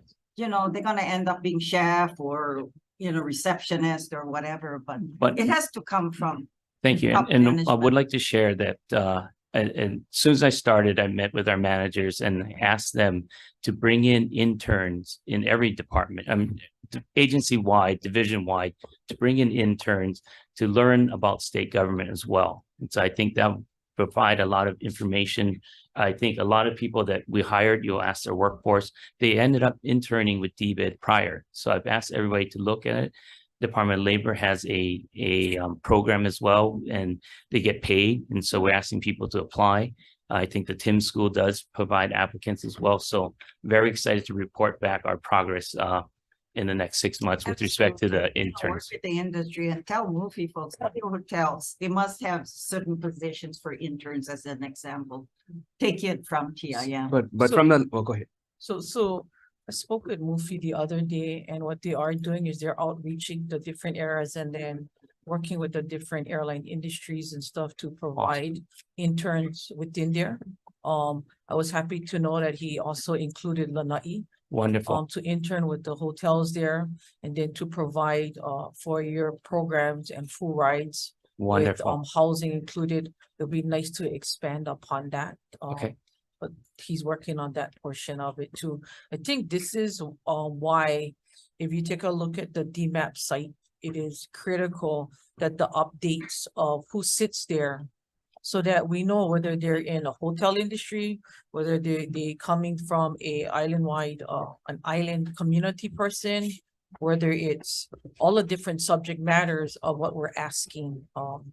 Because I think that way you have a diverse group. And then when we go back and we look on the site, we can see if there's a balance between who sits on there, or is this community DMAP representation is stacked on one subject matter.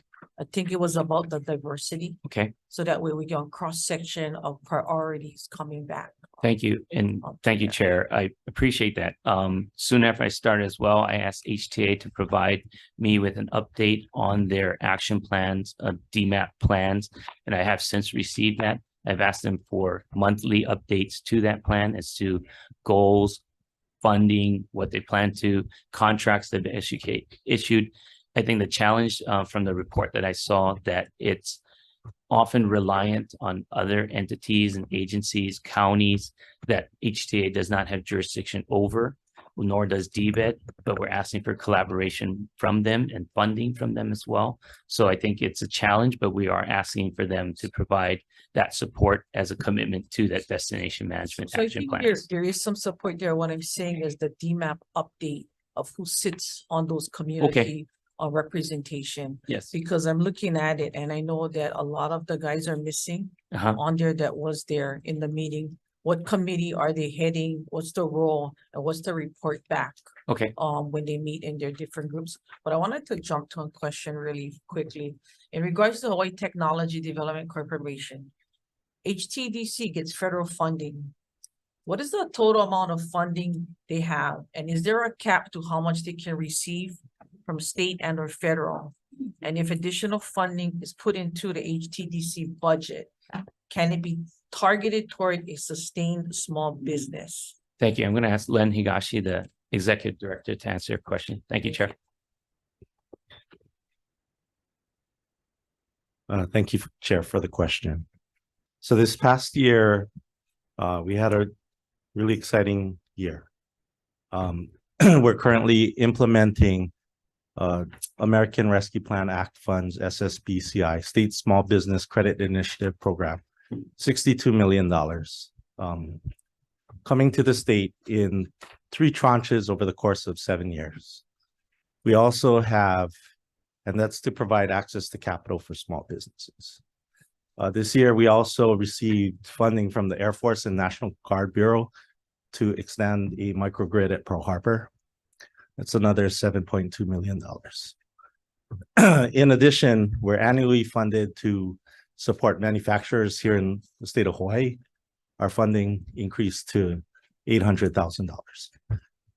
That's our federal capacity. Our state budget is $1.2 million. How many small business have you been able to help in the past years? This past year was 300, roughly, and that's through grant programs. We do outreach and we have training programs. We have many partners. So is the application process for them to apply, how hard is it for them to apply? And would it be more beneficial for the state to beef up their portion of it so that whether or not technology and mechanizing these small businesses would help? So we have we have several different programs. So I'm not sure exactly which application you're referring to. But for example, our small business innovation research, we do matching grant programs for companies that do research for the federal government. They bring federal funds into the state. We have a matching grant program for that. We also have a matching grant program for manufacturers who invest their own private capital into their businesses. The state provides some incentive, up to 20% reimbursement. So these are two really popular and we believe very, very strong programs. The application process is online application. We try to make it as simple as we can. I mean, technology is in our name. So we're kind of against the pencil and paper format, but they apply online. We send it out through, as broad a network as we can. Fortunately, because we've been doing this for a little while, we have on our mailing list access to most of the manufacturers. I would think most of the manufacturers in the state. And as mentioned, we're partners with DBED, partners with the economic development boards on each county to get word out about the opportunities. How many people in your division? We have 11. Please attach. Yeah, we're an attached agency. We have 11. We have 5 state-funded positions and 6 federally funded positions. And you have no requests? We have no requests under the round 1 budget. They've asked to provide a steady state. That was instruction for the ED administration when they turned in there. Yeah, so they're not in the current. So Chair, I have a question. There's always been concern of mine that we give, and I think Senator Wakai also had this concern, is we're giving funds out for helping these businesses or startup businesses. And what is the return on investment that is? Are they staying in the state? And do you have a list of businesses that are still and sustained once you give them funding? Because I think this has been a question over the years. Sure. And as mentioned, we have several programs, but let me just start with the manufacturing program because it's the easiest to understand. When the manufacturer buys equipment, they're making an investment into their physical location here in Hawaii. At that point, it's not cost advantageous for them to pick up and leave. That's why we feel so strongly that these are great small businesses to support. Do you have a list of the businesses that you have funded, and where are they today? Are they still in business? And what is their revenue generation for the state, for them? Sure, we can. Do we have a list? We can provide you a list of companies, and we can provide you the impact, annual economic impact, which we survey the companies that we award. Thank you. Thank you, Chair. Just a quick request for DBED. Can you meet with the hotel people, hopefully before we get back to us? And can you folks work on a compact with them as far as hotel rooms for the convention center, some kind of policy? Because that's sorely needed. Okay, It's on the whim of, it is. from hotel to hotel. So From my experience with MCI contracts, it's a challenge to get, but some kind of compact, Okay. memorandum of understanding or something. okay. I'm not sure if we can get that done before the But 25th, if you but can meet with them before Agreed. Start. thank you. And I will reach out to Mufi and Kikoa. Thank you. yeah, if not, maybe one option is to look at the hotel room tax and use that to subsidize and consistent room rates for conventions. That's a good idea. So that way they either pay Okay, or pay. Interesting concept. Yes. but the increase shouldn't go to them. No, it goes to Rates. a convention Goes to- center to stabilize rate. Goes for to the convention yeah. center special fund, And then they can help working with, or conventions to come in.